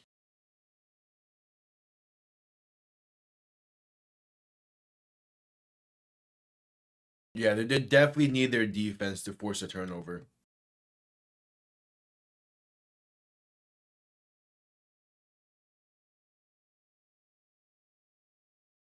They're definitely going to need that, but we'll see when that even comes.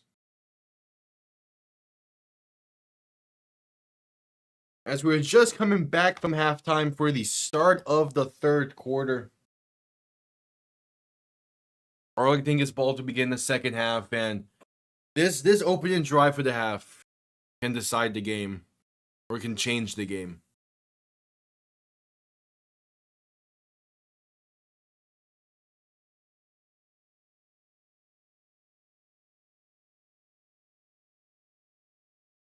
We shall see.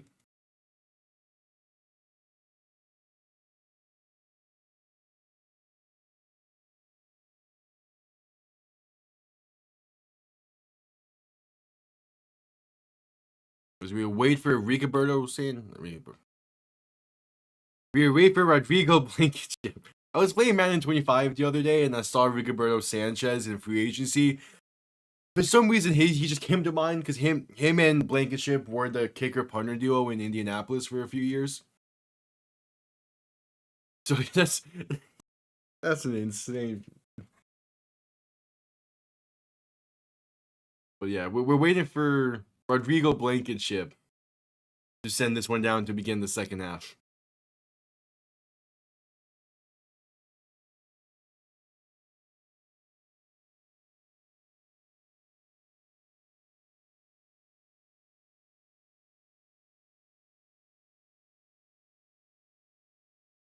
Yeah, that Manny Wilkins fumble to begin this game, that was unfortunate. And then Jahcour Pearson fumbles on a punt return. And really, since then, he has not been the same as a punt returner in this game.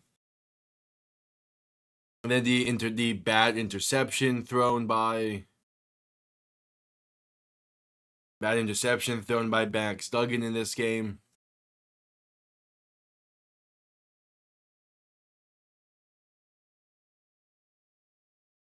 We shall see.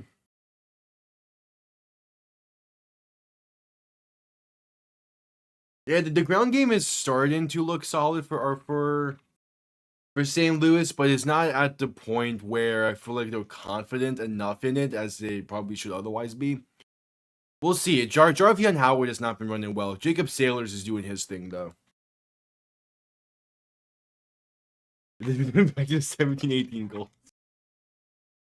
I reinstalled Madden 25 for the third time recently because I wanted to give doing a sim rebuild a shot. So I got, for some reason, Rigoberto Sanchez was on my mind there because of that. But yeah, I tried that rebuild thing. In the first 10 minutes, I got pissed off. I fucking hate Madden, man. I cannot. I need, like, it's just, there's not enough in that franchise mode to where I really want to just stick to it.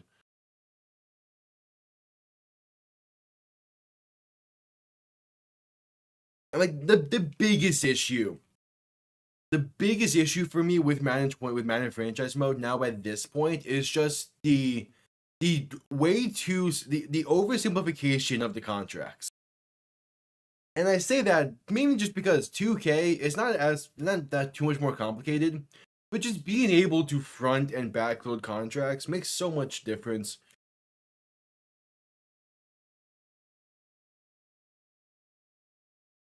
Yeah, with how the clock works in the UFL, it's going to be tough for St. Louis, but that's why it only being a 10-point game is big. So the challenge that got him, that negated a touchdown for Arlington, helped St. Louis a lot. And yeah, man, yeah. Like College Football 25, I was able to have fun with it, even though the gameplay isn't the best. But like when it comes to Madden in the NFL specifically, if I'm not gonna have fun actually playing the game, I at least want to be able to like properly do things in franchise mode.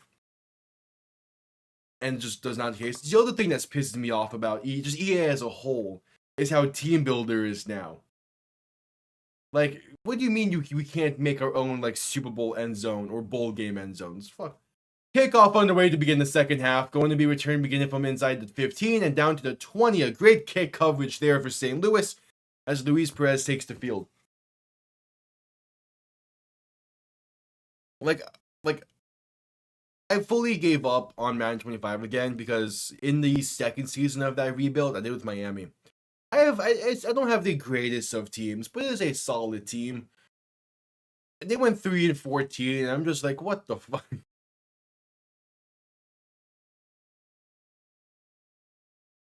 Like it's a solid like 83 overall team. Because I was like, again, the previous year we went 8-9 with a similar team. Let's just see what happens this year. We made like 2 big moves, and they get 5 wins worse. Like, come on. Perez and shotgun back to his right. 3 receiving options to the right as well. As Perez going to hand this off up the middle for Balaj, and that's a gain of 4.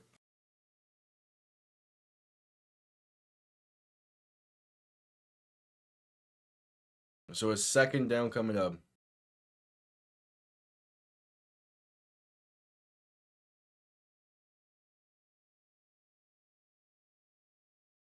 As Perez will look to throw. Pass left side going to be caught by Isaiah Winstead. Going to gain about 4. It's now 3rd and 2 coming up.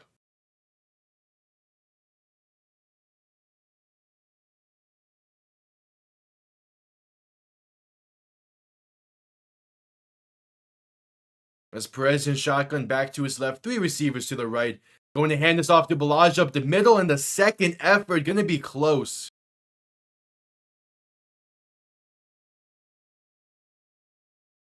And they're going to mark him short, 4th and inches.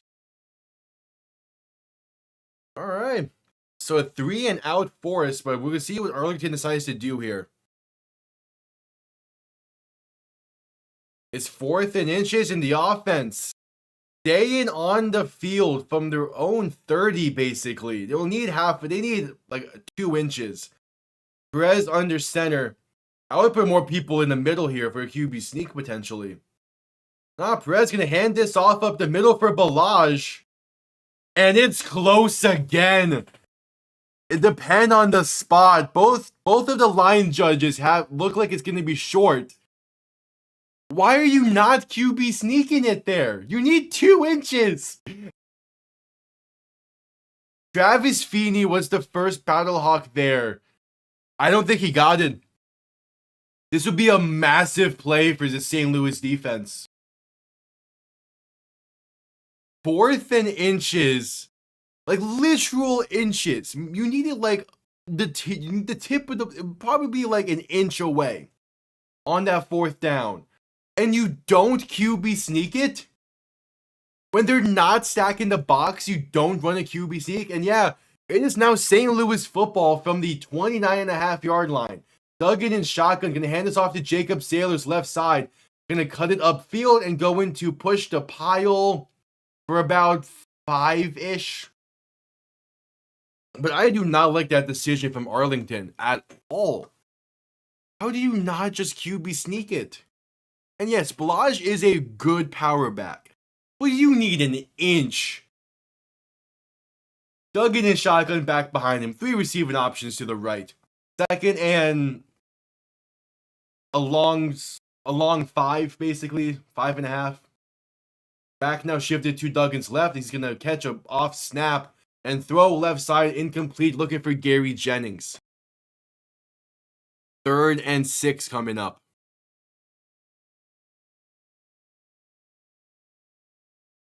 Yeah, I have the Pacers come on in the background. It's solid. The Pacers are playing well. I'm not too surprised by it. Yeah, it's a bad decision. And yeah, that is a turning point if St. Louis is able to find a way back in this game. Because that set themselves up well too well. But we'll see if Arlington defense can make a stand. Duggan in shotgun back to his left. 3 receivers to the right. 3rd and 5.5. Duggan, the throw. Has time. Now pressure coming and sacked back near the 36. Chris Odom once again in the backfield. And like Duggan just holding on to the ball too long. He has the time there. Yeah, like step up. Hangs on too long. Has a guy open short over the middle. Would not have probably gotten him first, but you can't get it. You can't take that sack. And out comes Rodrigo. Yeah, Rodrigo Blankenship for a 53-yard kick from the left hash to make it a 7-point game. Kick is up. And it is drilled. Blankenship, have yourself a season there, kid. Holy. It is now a 1-possession game. 7 points, 11.5 to play in the 3rd. Yeah, he needs to get rid of the ball there. Or use your legs. He has a good mobility to him. There's room on the left side. Step up and shift to the left. And give yourself more time.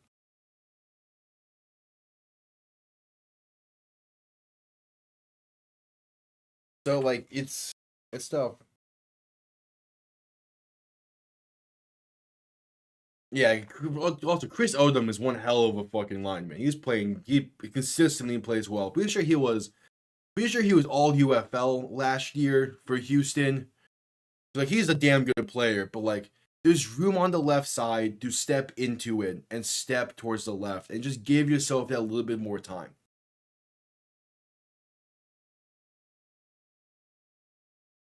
And one thing that Manny Wilkins was able to do was he wasn't scared to just tuck it and run and use his legs. Duggan has not really been doing that today. He needs to do it a little bit more often. As kickoff underway, going to be returned beginning from about the 9 and getting out past the 25, working that sideline to the 30.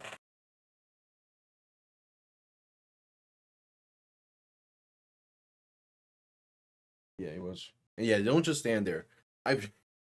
The Dolphin fan in me is coming in here like, I remember Ryan Tannehill during the 3-year stretch with Adam Gase of 2016 to 2019. Or 2016 to 2018. That 3-year stretch, the amount of times, I can't even give that time because he was out the entirety of 2017 actually. So really like 2014 to 2016 and then include 2018 there. The amount of times Ryan Tannehill would do that same exact thing of just standing in the pocket too long when he has mobility to him is insane. As Perez will look to throw in 1st and 10. Gonna step up and dump off right side to Kalen Ballage, who's gonna break 1 tackle and gain about 8.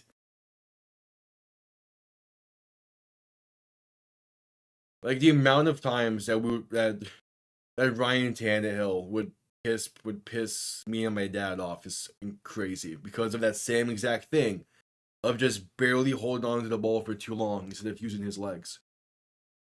So 2nd and 2, going to hand this off up the middle for Ballage and going to gain only about a yard on it. It's 3rd and short once again.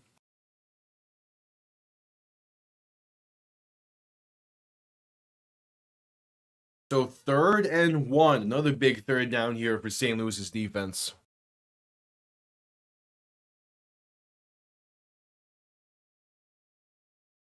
We shall see. And yeah, TCU isn't known for 7. Holton Ahlers is in the game in T formation here. Going to hand this off left side. That's going to be a loss of a yard. Devion Smith going nowhere with that carry. It's a 4th and 2 and another 3 and out forced by the St. Louis defense. Tried going T formation here, and that just went nowhere. The front 7 of St. Louis is beginning to show out here, and they have found themselves in this game once again with a chance to tie it potentially or take the lead on this upcoming drive. Marquette King going to send this one down. Punt comes off clean, going to be returned beginning from the 17, and that's Jahcour Pearson out to about the 23.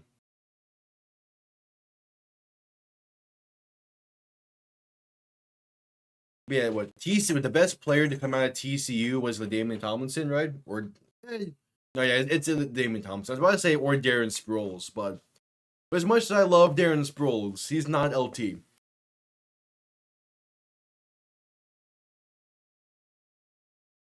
I'm a Titans fan. They're the same. Yeah. I can't believe y'all kept him for so long either.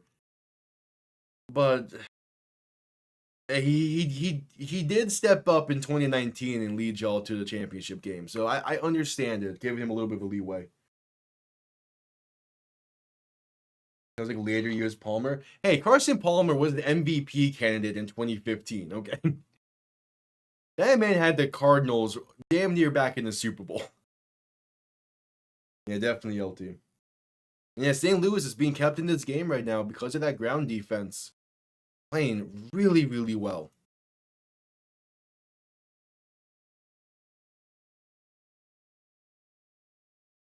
Like, you need to capitalize off of it. You need to find the end zone here. You need a drive here from Duggan that can really, really capitalize off of it.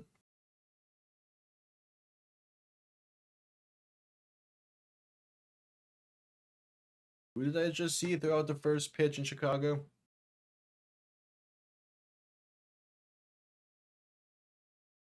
Or whatever. Yeah, football for sure, definitely.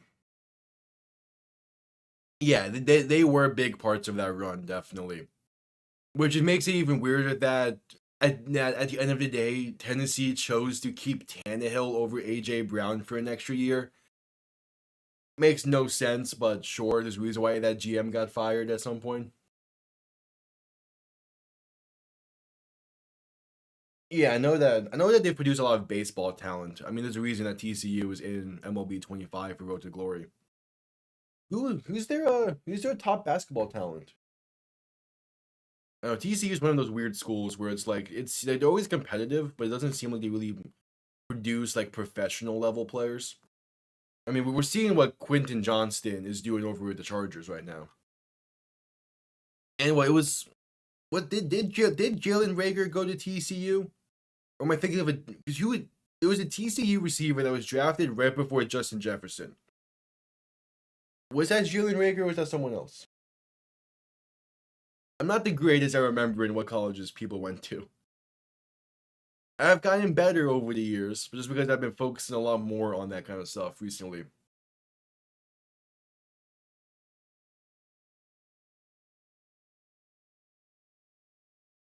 All right, just coming back from commercial break.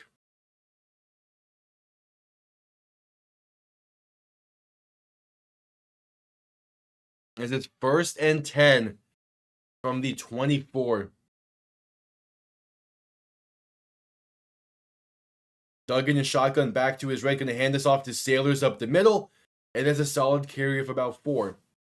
Also, the ESPN broadcast was just talking about the NHL.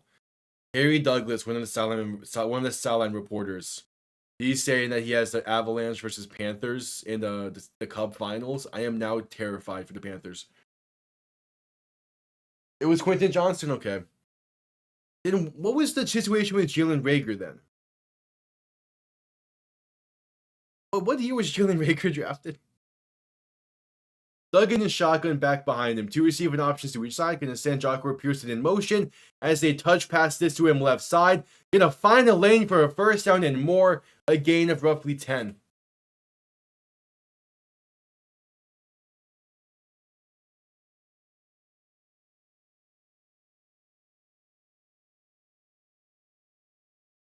God damn, PK.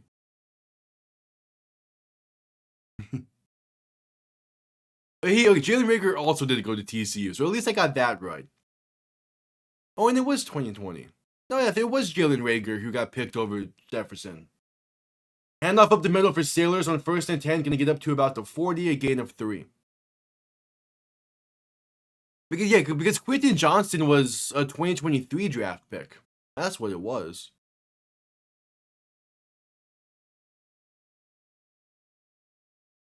Yeah, Reagor was drafted right before Jefferson. Because Quentin Johnston, who was he drafted over?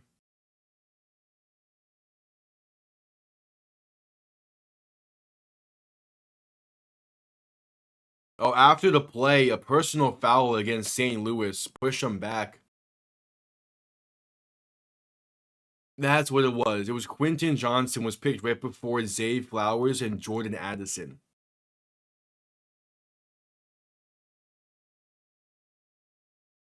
Yeah, that's what it was.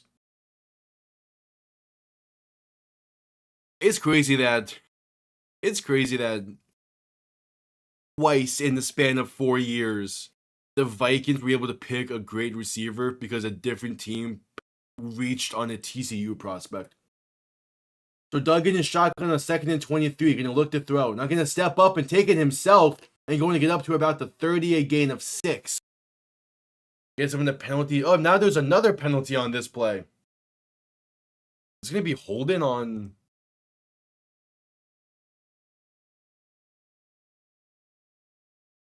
What's this penalty? This could really hurt St. Louis here. Oh, there's another unnecessary roughness penalty. Is this on? Personal foul on Arlington. 15 yards and an automatic first down. So St. Louis gets saved there. But it would have been a 3rd and 17. It's now a 1st and 10 as they call it on Taco Charlton.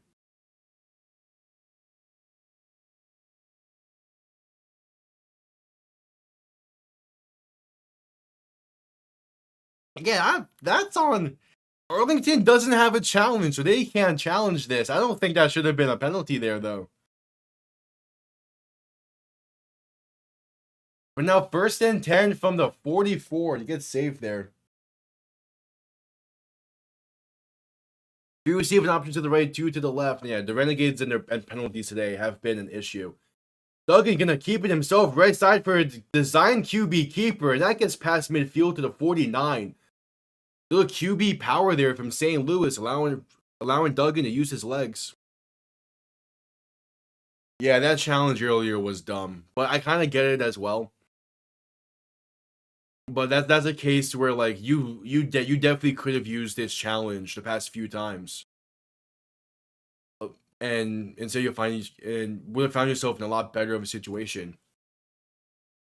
So 2nd and 3, Duggan and shotgun back to his left. 3 receiving options to the left as well. Duggan going to hand this off of the middle for Sailors. He's going to lose a yard on the play. Gets to midfield. It's now a 3rd and 4.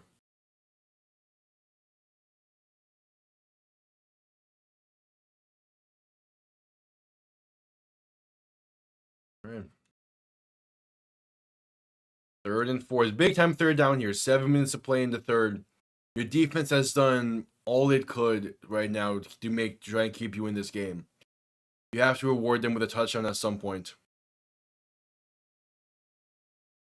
So Duggan and shotgun back to his right. 3 receivers to the left. Duggan looks to throw. Has time. Pass right side. High and incomplete. Do that well high of Gary Jennings, who even going airborne couldn't get a finger on that. And now ball at midfield, 4th and 4. St. Louis has a decision to make.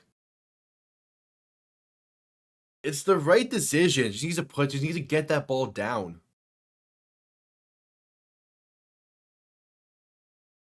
Man, it's a good job from that front 7 to force the bad pass as well. As they're gonna punt this one down. His Arlington defense playing pretty damn well.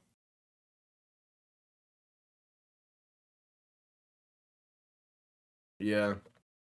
All right, punt comes off clean, going to bounce inside the 10 and going to yeah, keep it in. They do down this inbounds. Luckily. Gonna be down at the 10-ish, but that nearly bounced out of bounds for a touchback. We head to a commercial break. 6:06 to play in the 3rd. Arlington will start with the ball deep inside their own territory.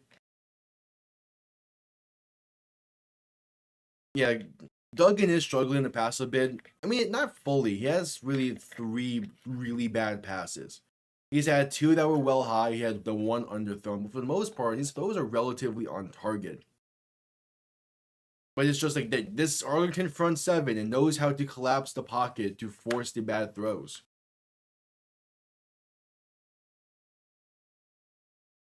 And then yeah, I still don't fully get the challenge that Arlington did earlier in this game.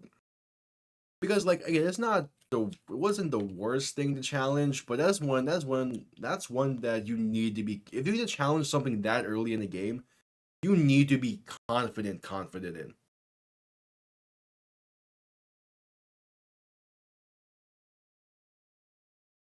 Also, I love that Mohamed Sanu highlights have reached my timeline now.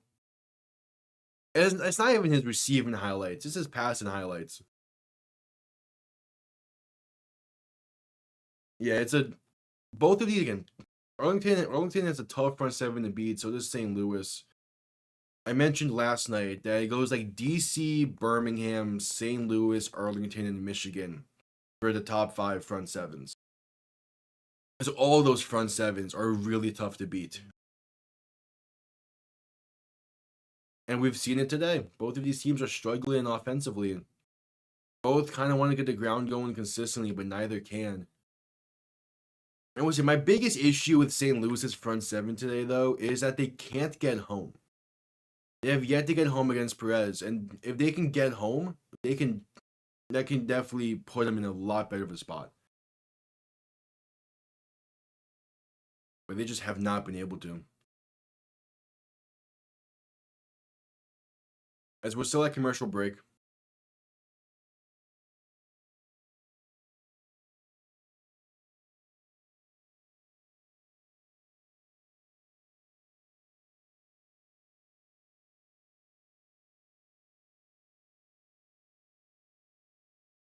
Still at commercial break.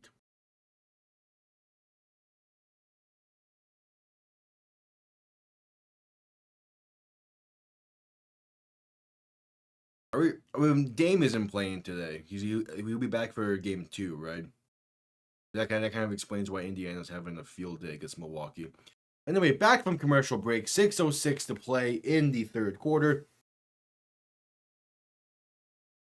Arlington will begin with ball at their own 10, 11-ish. Due to a great job by the St. Louis special teams to pin them deep.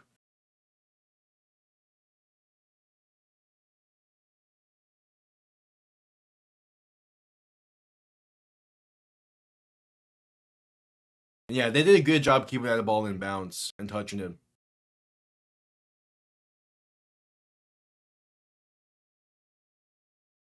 So now Perez in shotgun, back to his right. 3 receiving options to the right as well. Ball on their own 11.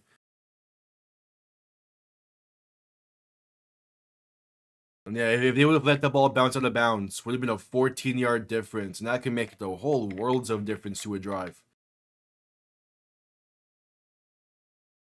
Gonna send a receiver in motion right to left. As Perez will look to throw. Pressure coming quick. Pass over the middle for a tight end screen is caught. And Seth Green room to run. Past the 30 and down at the 35. A beautiful play design there. St. Louis sent the blitz and a tight end screen over the middle is wide open. And that's a gain of 24. That is a beautiful play design. Yeah, it's very similar to what Miami has done last year in the NFL. That little tight end angle route screen. It works. Perez gets lit up late on that one. He wanted a penalty, but none was thrown. They very easily could have been a roughing the passer there as well. As we have, Chris Payton Jones is down after the play, being looked at by the medical staff.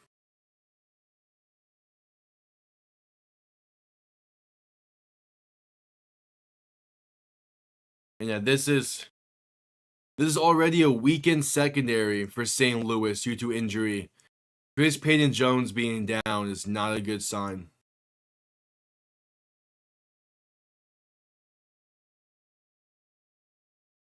He's able to get off the field under his own power. He's testing out. Well then. Yeah, Perez took a hit on that one. If that's the case, where if Arlington had their challenge,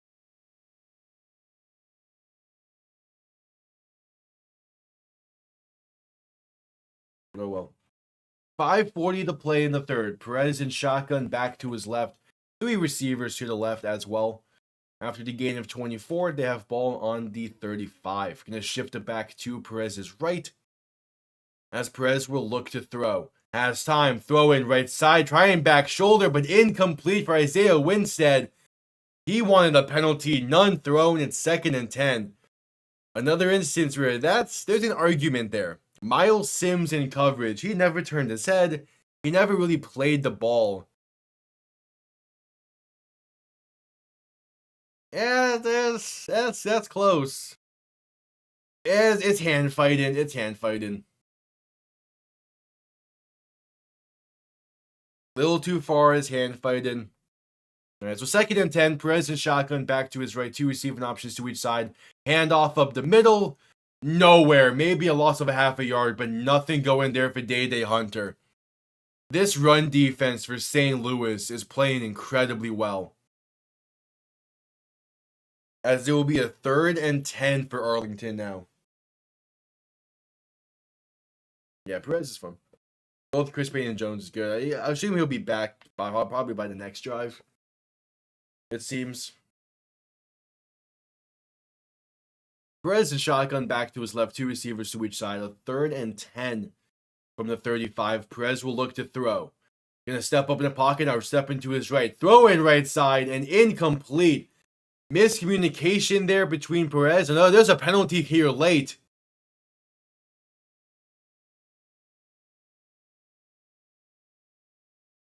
Roughing the passer on St. Louis is the penalty here. So the drive stays alive for Arlington. I need to see this. He throws it late, but it's not big contact. That back, throw the challenge. Yes, he throws it late, but he's not hit hard. He falls down well after he was shoved. I mean, that's a weak roughing the passer. Perez in shotgun back to his right, 2 receiving options to each side. Gonna shift it back to his left. Ball now on midfield. Handoff up the middle for Day. Hunter is going to gain about 3.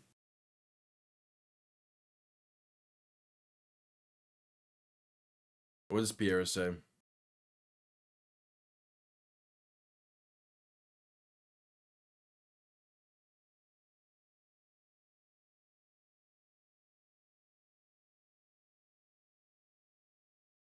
All right, Mike Pierre is saying it's a good call. I do not agree at all. That is weak. Yeah, Perez sold it well. Definitely. He definitely sold it well. 2nd and 7, Perez will look to throw. Pass over the middle is picked off. Intercepted going the other way. That's Willie Harvey. The 20, the 15, the 10, the 5, and St. Louis is within 1. A pick 6 for St. Louis. And that's a dangerous throw from Perez that comes back to bite. Willie Harvey read it like a book. 3:13 to play. Ball don't lie. He breaks. Oh, that's beautiful by Willie Harvey. He broke on the route before Isaiah Winstead broke on the route. Ball don't lie. Great play by Willie Harvey. And they're within 1 to tie this game. They're going to go for the 1-point try. That is the turnover that St. Louis needed in this game. Duggan and shotgun back to his left, 3 receivers to the right. Gonna motion a tight end into the backfield to Duggan's right.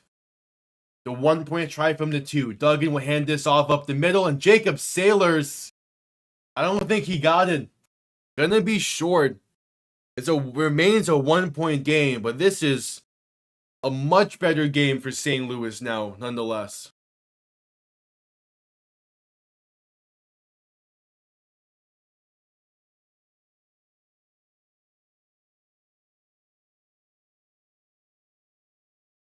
That's the turnover they needed.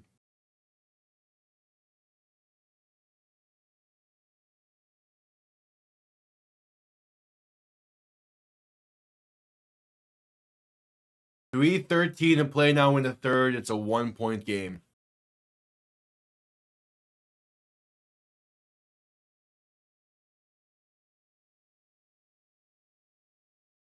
We shall see. This has been a great defensive showing in the second half so far.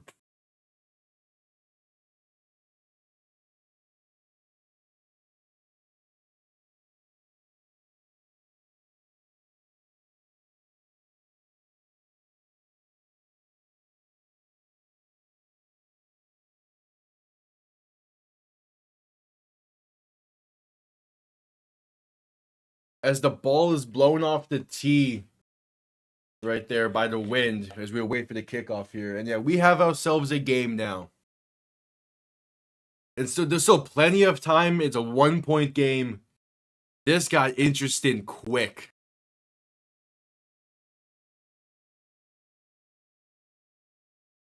Kickoff underway, going to be returned beginning from the 10-ish. And that's Kalen Ballage going to return this past the 25 to the 28.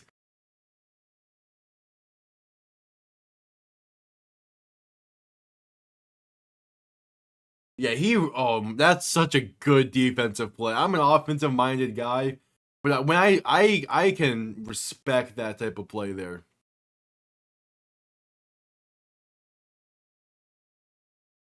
Yeah, that's gonna get St. Louis back in this. They have all the momentum now.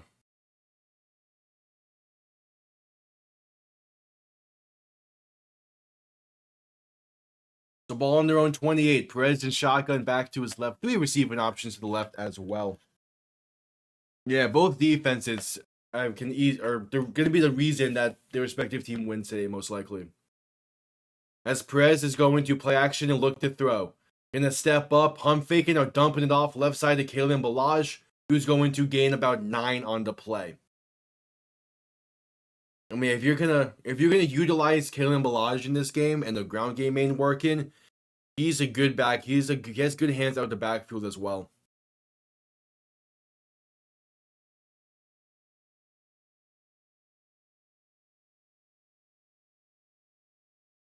As Perez in shotgun back to his left, 2 receivers to each side. 2nd and 1, going to hand this off up the middle for Ballage, and that's a loss of 2. Back to the 35. Yeah, loss of 2 there. They're getting the penetration they need against the ground, but for some reason, when Arlington goes to pass, they can't get the same penetration. It's weird. 3rd and 3 coming up. Perez and shotgun back to his left. 2 receivers to each side. Ball on the 35, looking for the 38. Just under 2 minutes to play in the third. Gonna motion it back out wide as Perez looks to throw. Quick pass, left side caught by Tyler Vaughn. That's a gain of 5. Breaking tackles and still going. That's going to be a gain of about 10 up to the 45. Keeping the chains moving there.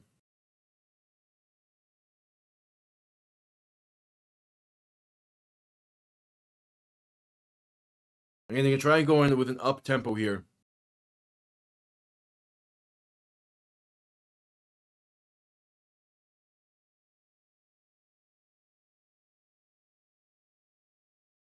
As Perez in shotgun back to his right, 2 receiving options to each side. Perez, play action looking to throw. Pressure coming, dump off. Left side of Day Hunter's going to break 1 tackle and pick up the first down and more. Fitting his way past the 45 to the 42. Yeah, and that's the other issue with a lot of the UFL is not a lot of teams are willing to go under center and run the ball out of it. They much prefer shotgun, which is understandable. I'm also one that much prefers a shotgun offense. But like at some point you need to be able to go under center and just run it down the throats. Perez in shotgun back to his right, 2 receivers to each side. Final play here potentially in the quarter as Perez is going to play action, look to throw. Pass right side is going to be caught by Isaiah Winstead. Breaks 1 tackle and stays in bounds. Breaks a 2nd and finally stepped out of bounds for a gain of 9. But Anthony Beck is not happy after that play. As Nick Whiteside he could have picked that off. He missed the tackle thereafter. That's a bad play to miss there for Whiteside, who has to come in due to the injury to Chris Payton-Jones. And Arlington is going to let this clock run. And that's the end of the third quarter. A good drive being built here. 15 minutes to play. 15 minutes to play in this 1-point game from Arlington. I'm shocked they let that quarter run, though. They have the momentum on this drive. They're going hot already. I think you just have to get one more play out there and go from there. Yeah, you need to mix it a bit between shotgun and under center. Yeah, I-form is a good look as well. When Arlington has gone under center, it's been in T formation, which is not a good formation outside of short yardage situations. If they go more I-form, hell, if they even go ace instead of just standard shotgun, I think they'll be better off that way. But they're just not. And we're at commercial break for the end of the quarter. I will quickly be right back.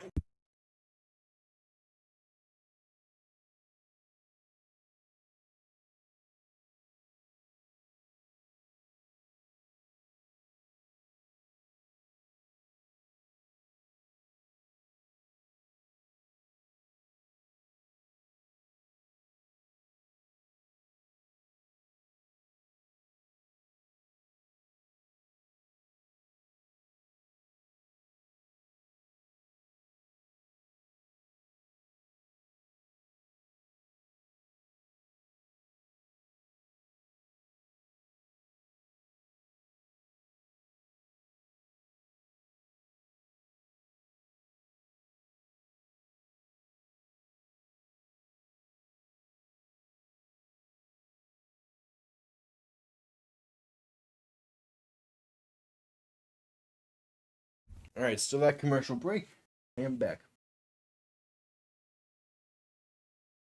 I think because, at least on this drive, because they go a lot of up tempo on this drive, they're gonna keep it simple. They're just gonna keep it the same with shotgun formations with minor changes here and there.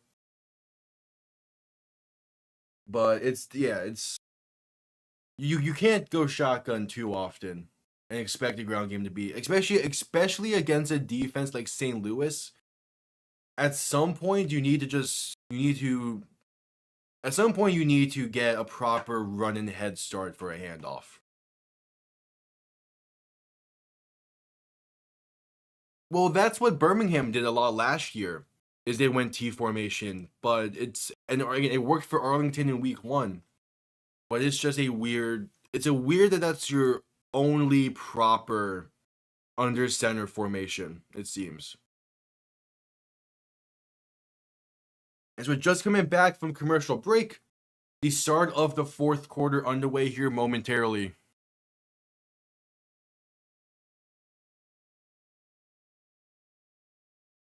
Yeah, quite a few draft picks are playing in this game. Denzel Mims was a 2nd-round pick. Gary Jennings was a 4th.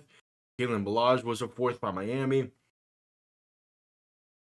Okay, and just on the broadcast, Hakeem Butler expected to be back next week. That would be a big addition to the St. Louis team.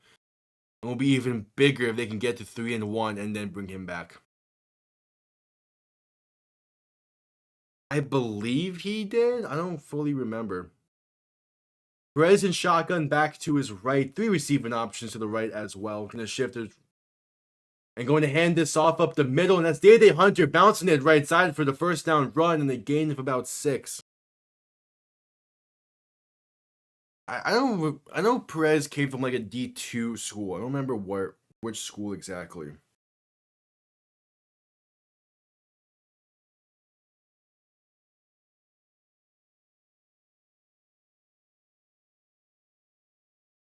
Oh yeah, he played for Texas A&M Commerce. But it's the same school that Kader Kohou went to. Perez and shotgun back to his right. 3 receiving options to the left. 1st and 10 from the 27. Perez going to end around this left side for Javonte Payton. Good blocking and room to run. Inside the 20, 15, 10, the 5, and out of bounds there at the 4. Push out of bounds by his own lineman. But it's 1st and goal for Arlington. A beautiful end around to set themselves up perfectly.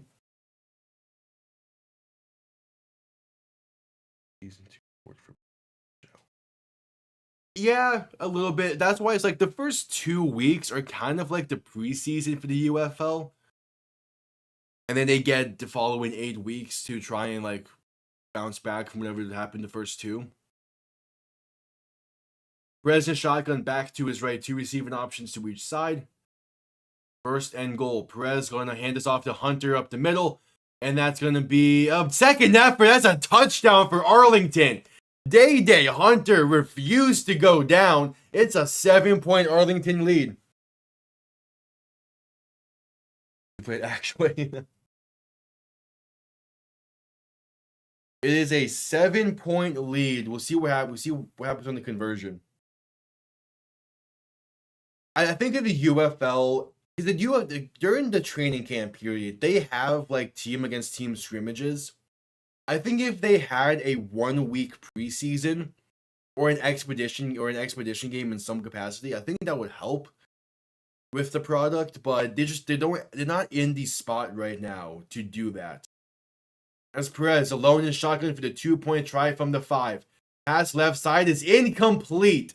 Looking for Seth Green, couldn't hang on. It remains a 7-point game with 13:40 to play in the game. As we head to a commercial break. But like, it's hard to say what they should do for like a preseason-esque thing. Because there's not really like a proper way of doing anything. Like best bet might be like you have like a 2-week preseason that is all like centralized in one stadium. So that way like it saves costs. You can sell like full week, like a full 2-week package for tickets, and you have it at a host city that can be used to test out new markets. Like if you have a 2-week preseason, that's like a 2-week preseason all in the same stadium. Like you put it in like Canton or something. You can test out the Canton market and whatnot. There's definitely something there.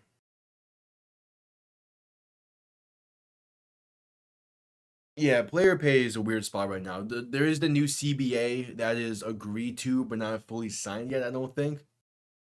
And essentially, it increases pay by 7K and gives them year-round healthcare, which is a good thing. But yeah.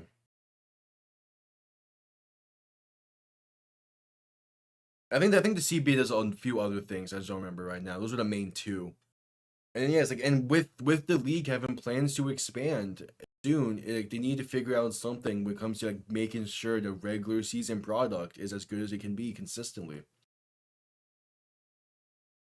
Because they're not at the stage right now where you can have an expansion draft. So they're just gonna be signing people because you can't really have an expansion draft with this. And yeah, they'll add more weeks as well as the years go on. Because like you get to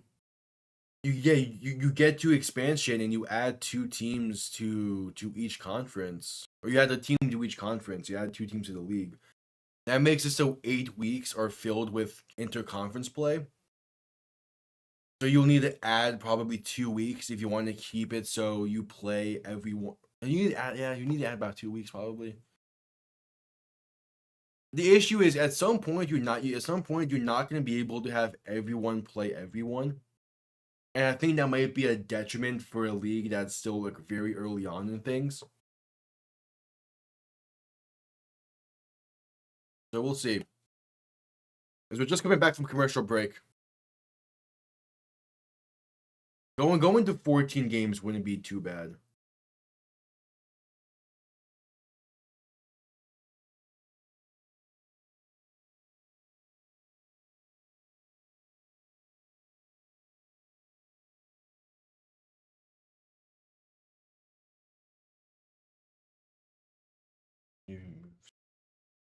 Yeah, you could do a 13-week season. If you add any more weeks, you'll need a bye week, which will be an issue. As the return left side going to get up to about the 33, a touchdown save and tackle there. As Gary Jennings had plenty of room, there is now a penalty marker down as well. Yeah, Stephen Jones, a touchdown save and tackle there, but what's the penalty? It's going to be on St. Louis anyway. They're holding on St. Louis anyway, so gonna push him back. Jerome Cap called for it. 13:34 to play.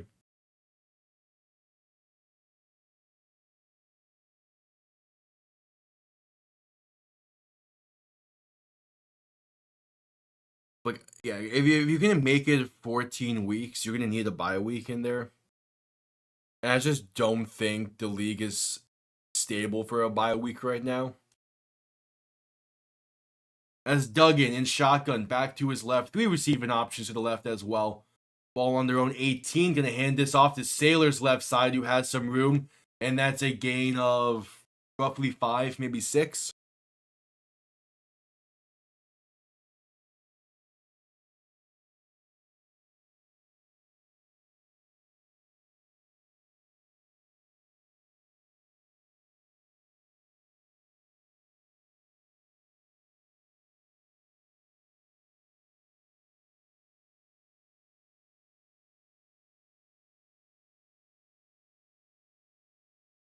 For Duggan in shotgun back to his left, 2 receiving options to each side. Play action looking to throw. Pressure coming as he keeps pump faking and eventually tries to step up, but going to be sacked nonetheless. Goes 5 yards to gain on first down or taken right away instantly. Miles Dorn on the sack.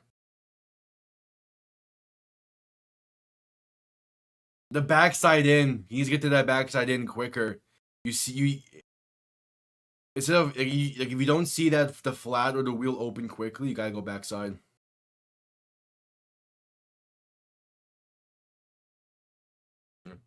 So Duggan and shotgun back to his left, 2 receivers to each side, a 3rd and 10.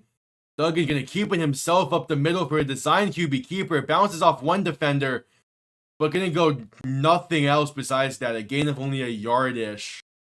I don't like that play call at all. I don't like that play call. Alright, it's a 3 and out for St. Louis. Yeah, yeah, is he's what he cut was there cut on his hand or something? You're looking at his hand right now. On the sideline. But it's his left hand, so I think he'll be fine nonetheless. Alright, the punt comes off clean. Going to be fair caught at the 39. So the St. Louis defense going to need to step up once again here in this one. Give themselves a shot. But this has been a tough one for them offensively.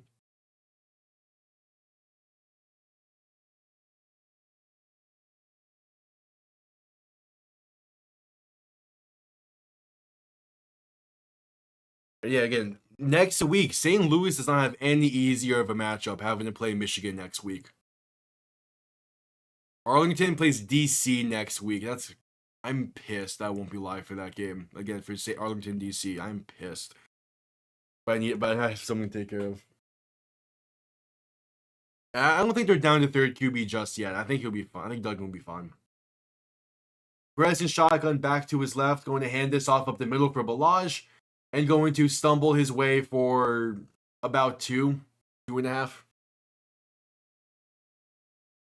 Yeah, and I'm not surprised he wasn't fully prepared yet, because he probably got like a 5th of the amount of reps that Manny Wilkins did over the week. And it's an offense that is more so built around Manny Wilkins and the way he likes to play.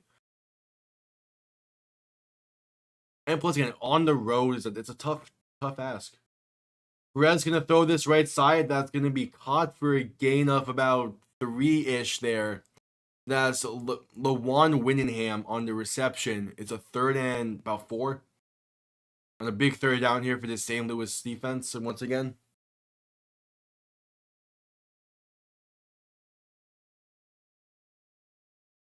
and St. Louis fans will fill up the dome next week. It won't be nearly as much as it'll probably be like 20-ish. Perez to throw on 3rd and 3. Pressure coming, gonna step up and take it himself as a 1st down and more, and sliding down at the 46. Gotta be able to get home better than that. And Arlington is playing a lot better than I expected today. Oh, and Perez, like even then, like that's a great play by Perez. He had someone over the middle. I got past the safeties. And ball on the plus 46. Perez and shotgun back to his right. 3 receiving options to the right as well. Gonna send a receiver in motion right to left as they're gonna pass this right side in the flat. And that's a loss of about 3. I might say a loss of 1 there for Sal Cannella. Yeah, it's definitely going to be really interesting to see what the dome looks like next week. What, they play Saturday? Yeah, they play Saturday. I gotta see something then.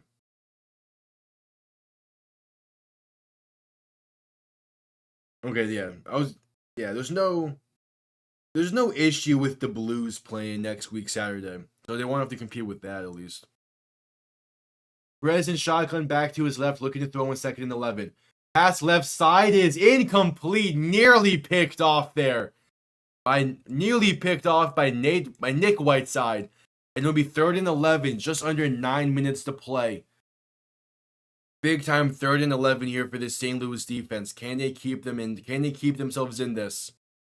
A 1st down would put Arlington into field goal range and will give them a chance to take a 2-possession lead.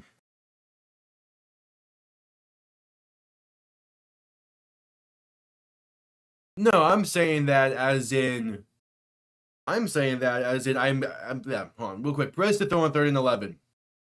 Pressure come, gonna roll to his right to buy some time. Still looking downfield. And gonna be forced out of bounds at the 47. That's a sack there. Oh, Flash, I just said that with the expectation that y'all might have forced enough games to get a home playoff game on that Saturday.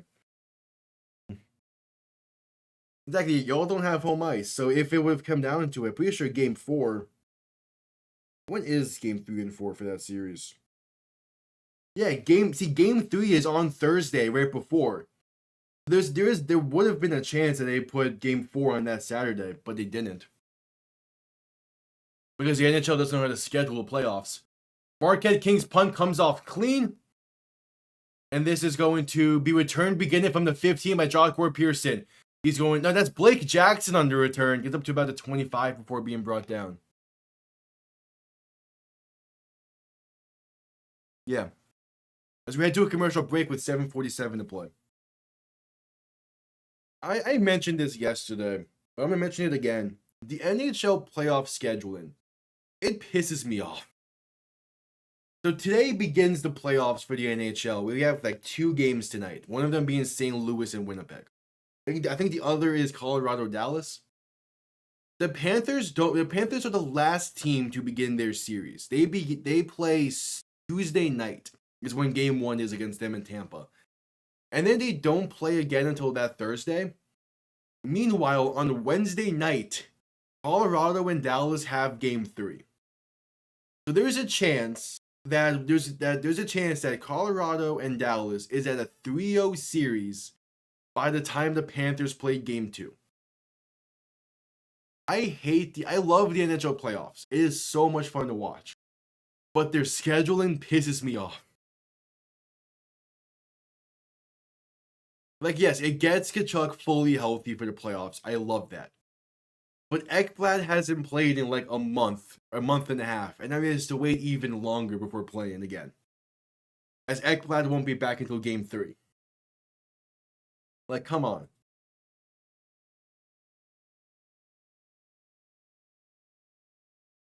Which, speaking of, game 3 next week for the Panthers. That is at 1 p.m. on TBS. I hate everything. Seems to be the issue is I want to watch the Panthers, not the Heat. Because again, the scheduling is to the point where the Heat and Panthers, they both play game 3 at the exact same time, both at home. Now, obviously, the markets are kind of different between the Panthers and the Heat because of the locations of the stadium, but it is still weird. It was still a commercial break, by the way. That's why I'm ranting here.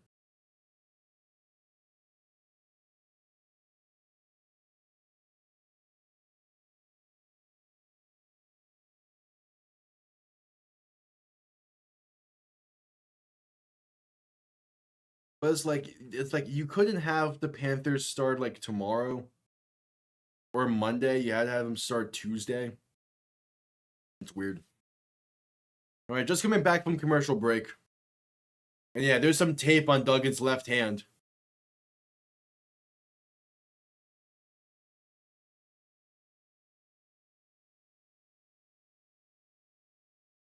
It's a left thumb injury.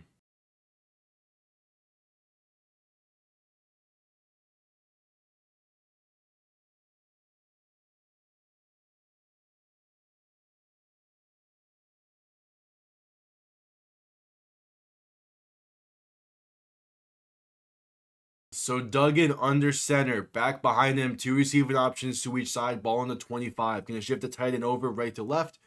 As Duggan going to end around this left side for Gary Jennings. Gonna make one man miss and going to get a gain of 4. Not a bad first play to drive.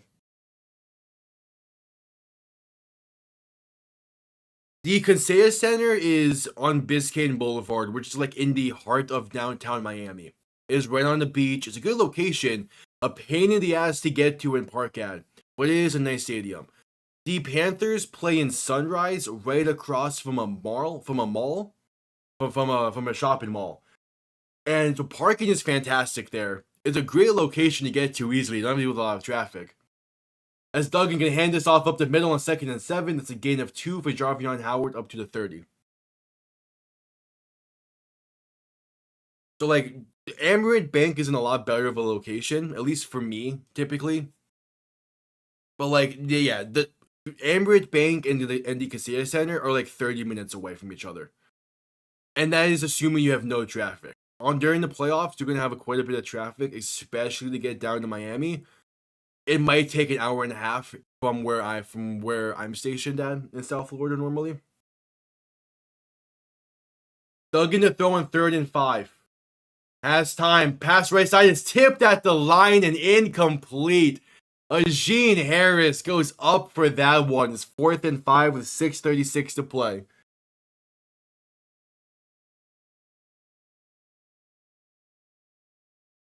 That's a great play by Ajeen Harris. And Duggan has time. If he sits for another like half second, he has a backside in open. But it's a 3 and out for St. Louis once again.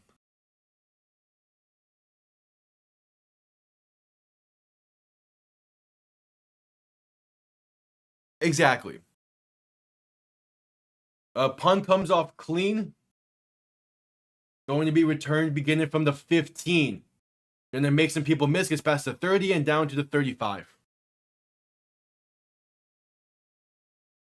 But yeah, it's like, again, the shopping mall is directly across the street from the Panthers arena. So if you get there like an hour early, which you should anyway for most sporting events, you get there like an hour early, you're gonna find a parking spot by like an AMC or a Flanagan's or something, and be just fine. Meanwhile, for the Casilla Center, they have parking like underneath the stadium, but most of the parking spots are also like apartment building parking lots. It's bad. Like an Amerant Bank, beautiful location. I love it there. President shotgun back to his left, going to hand this off up the middle for Day Hunter, and that's a gain of a yard.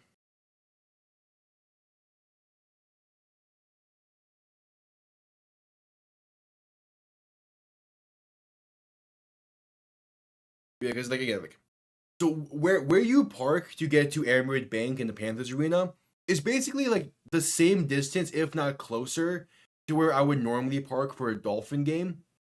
And for a Dolphin game, I have to pay like $20 for parking. For the Panthers, I get to park for free.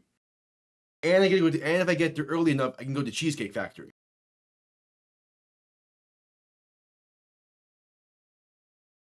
Perez shotgun on 2nd and 9. Quick pass right side is going to be incomplete. Trying to fit one in there to Tyler Vaughn, but great coverage. Great coverage by Lucas Dennis forces it incomplete. It's a 3rd and 9.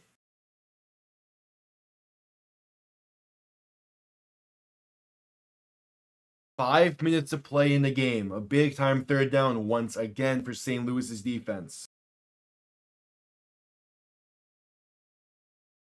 Perez in shotgun. Back to his right. 2 receivers to each side.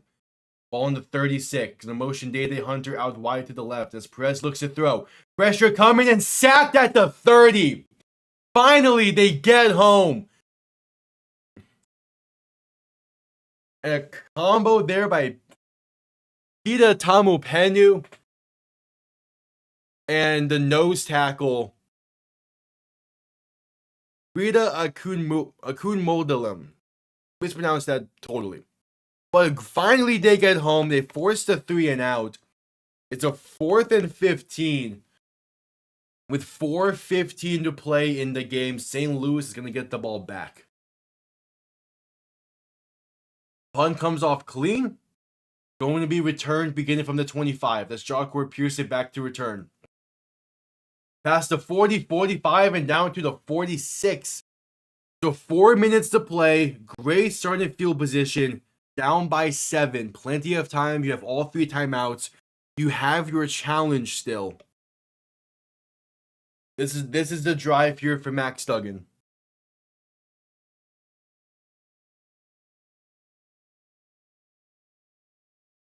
This is the drive.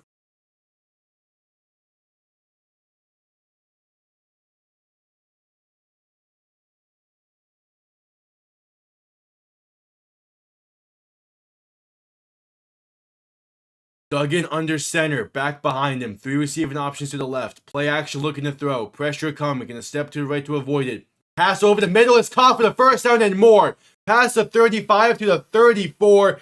Frank Darby on the reception. That's a great throw from Duggan. That's a throw that he's been kind of needing to make there today. That's a damn good throw. And might have been a missed holding call there against St. Louis, but the Renegades don't have their challenge. So ball on the 34. Duggan in shotgun back behind him. 3 receiving options to the right. Duggan gonna toss this right side for Sailors. Trying to find some room. Gonna cut inside. And that's a gain of about 3 yards on the play. So got something out of nothing. 3:10 to play in the game. This is a touchdown drive you got to have here.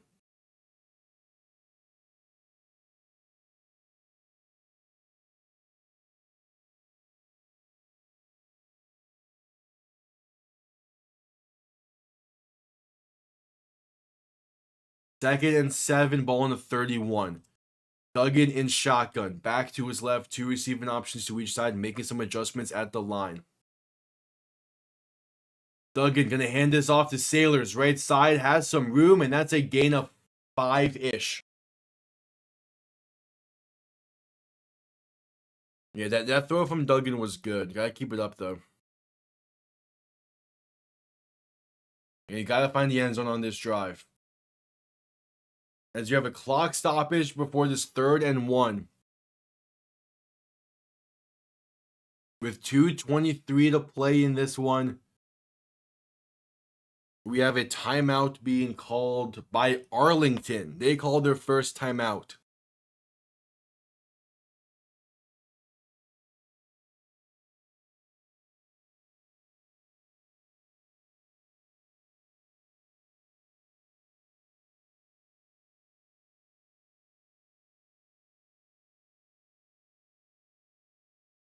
Third and 1, a big 3rd down.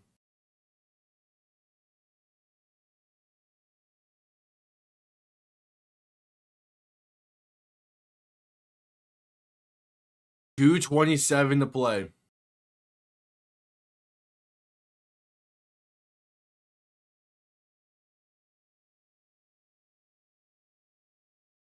Ball on the 25-yard line.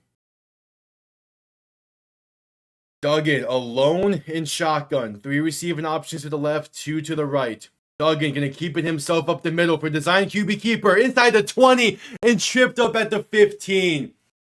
He had the room, but he picks up the first down. And that will be the final play before the 2-minute warning. It's a 1st and 10 from about the 15. And the Battlehawks are in the red zone in striking distance. Gotta be able to cap this drive off. Duggan in shotgun. They're gonna run one more play, actually. A handoff for Sailors up the middle. And going to find his way to the 10-yard line. A gain of 6. And now that'll bring us to the 2-minute warning. 2nd down, ball on the 10. And the Battlehawks are a touchdown and a 1-point conversion away from tying this game. In a game that the defense for St. Louis has saved them multiple times in this one. They are still very much in this.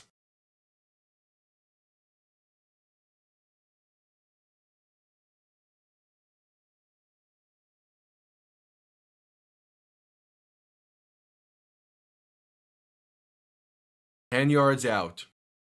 And they have all 3 timeouts still. So they don't need to get the conversion attempt as well.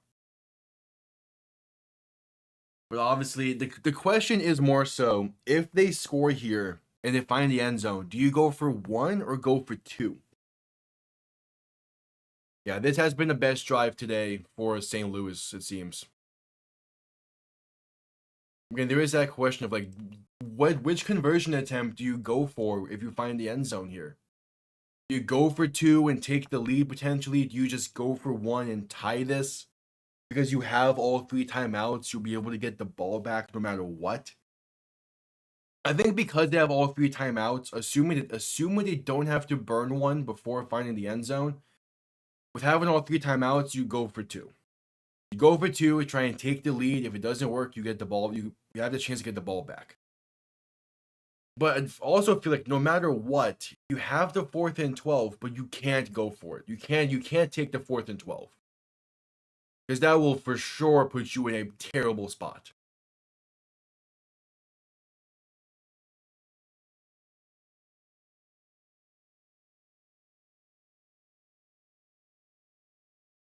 We'll see.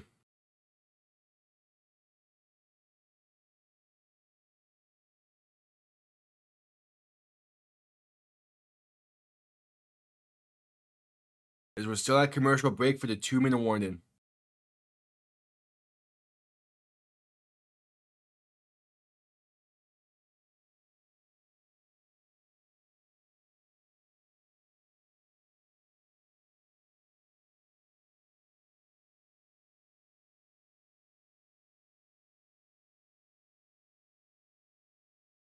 Go for 1. Yeah, you have a good kicker. But that's why it's like if you're only down by 1 and you can get the ball back, you have the kicker to still be able to take the lead thereafter.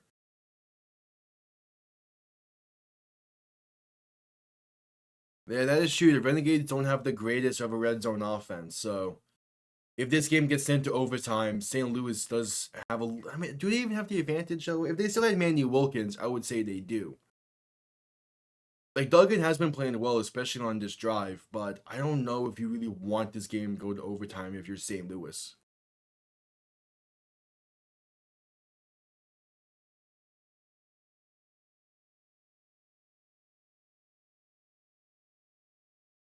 And they're just coming back from commercial break.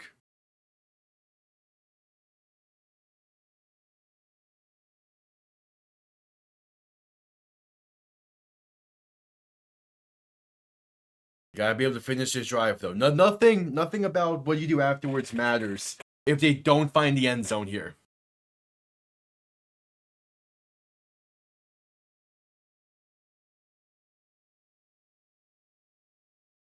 Ball on the 10-yard line. Duggan and shotgun. Back to his left. 2 receiving options to each side. 2nd and 4.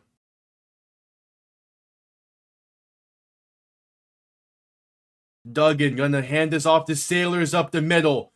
Kyle gets pushed and stood up for a gain of 3. It's a 3rd and 1.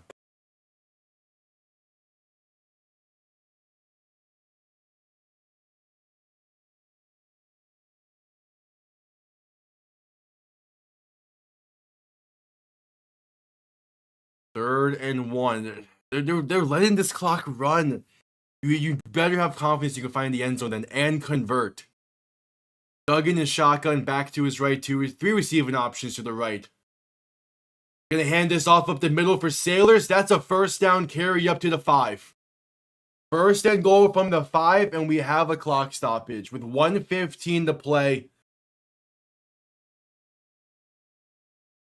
Jake Sutherland makes a key block there to allow Sailors to get that. 5 yards out. 1st and goal.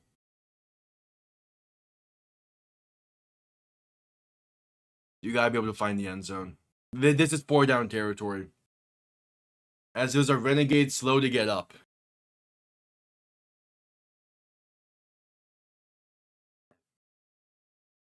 That's Charlie Thomas, the linebacker who was slow to get up. 1st and goal.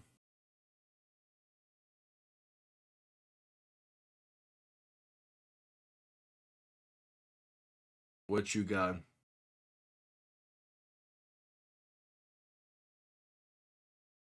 It is 4 down territory from here. Yeah, Renegade. Arlington had to call their 2nd time out there. Duggan and shotgun back to his right. 2 receiving options to each side. 5 yards out. Duggan handoff up the middle for Sailors. That's a gain of 1 yard. Gotta hurry up. You have your timeouts, but if you're not gonna call them, you have to hurry up here. No, there's not enough time to go for the field goal here. But again, you need to find the end zone. It's 55 seconds, so letting this clock run. Duggan and shotgun. 3 receiving options to the right, 2 to the left. 4 yards out. Duggan running to the right. Going to be a QB power here. And going to hurdle his way. And he gets hit hard. No gain on the play. Duggan gets upended and just ball timeout. 35 seconds. 34. And there's the clock stoppage finally. I don't like that play call whatsoever. That's not a good play call at all. That is not a good play call. You need 3rd and goal. You call your first time out. That was not a good play call.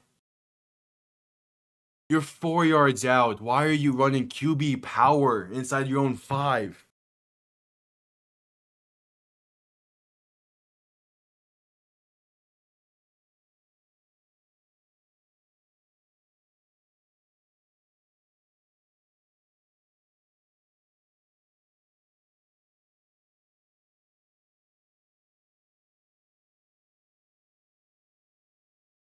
Third and goal.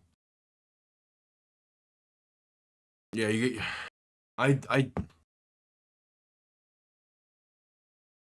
have 2 tries at the end zone from 4 yards out. What you got to happen? And again, they still need to get the conversion attempt.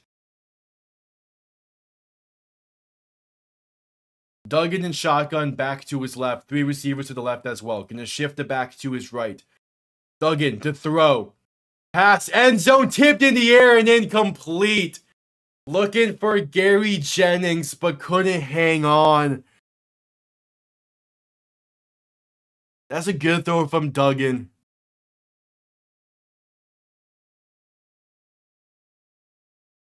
That's a great throw from Duggan. It fits into that tight hole. Pause.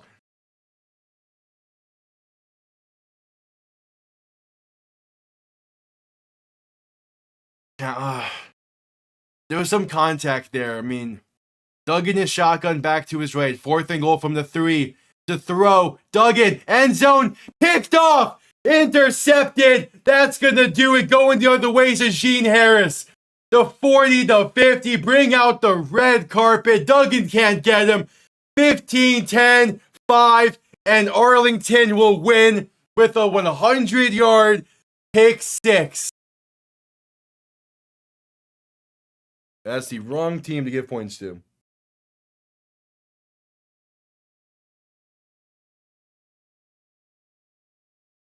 Oh, man. On that 3rd down, they were talking about how there might have been some contact there and probably should have thrown a challenge flag. Definitely nothing. I mean, you need to challenge something here.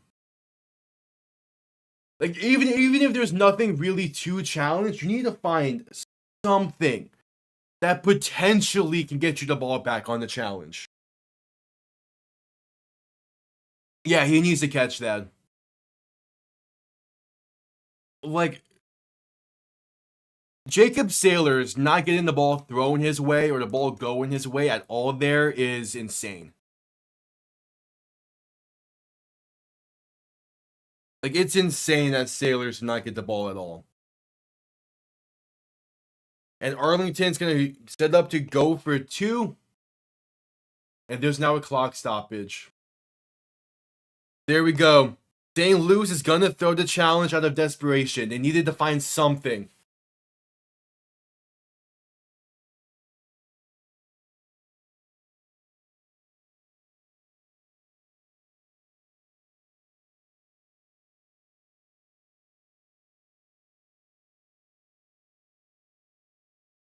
There's a challenge for DPI. They have to do this, even if they don't win this.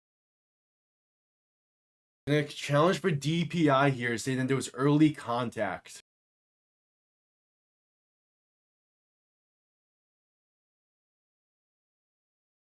How early is the contact?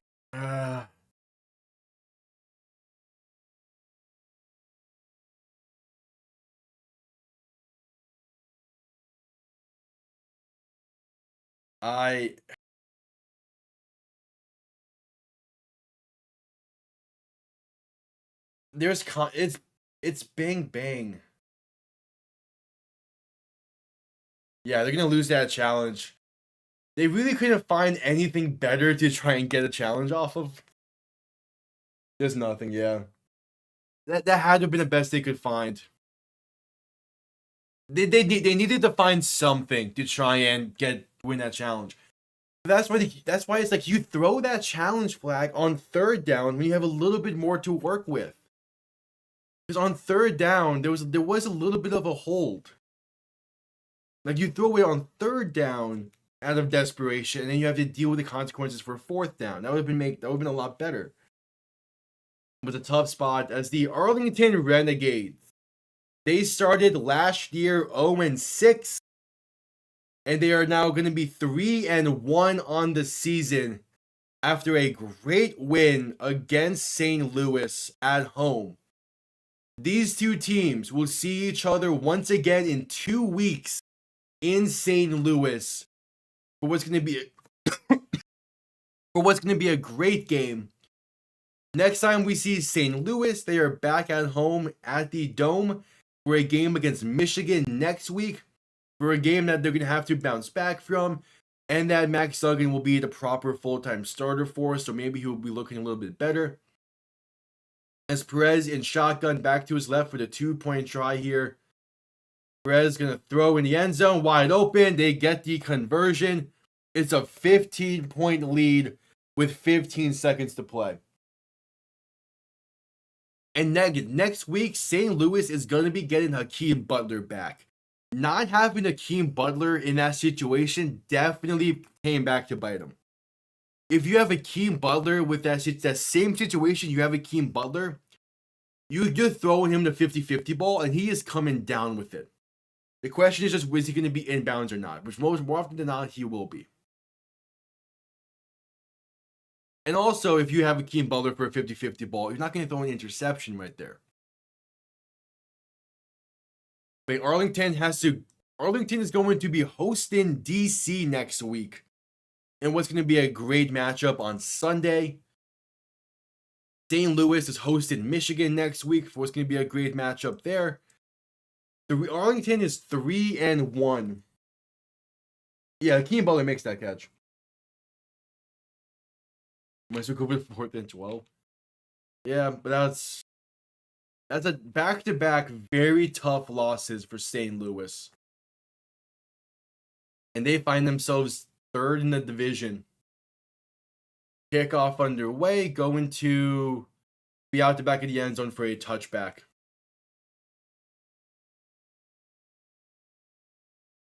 I think Jacob Sailors needs to be more of a factor there.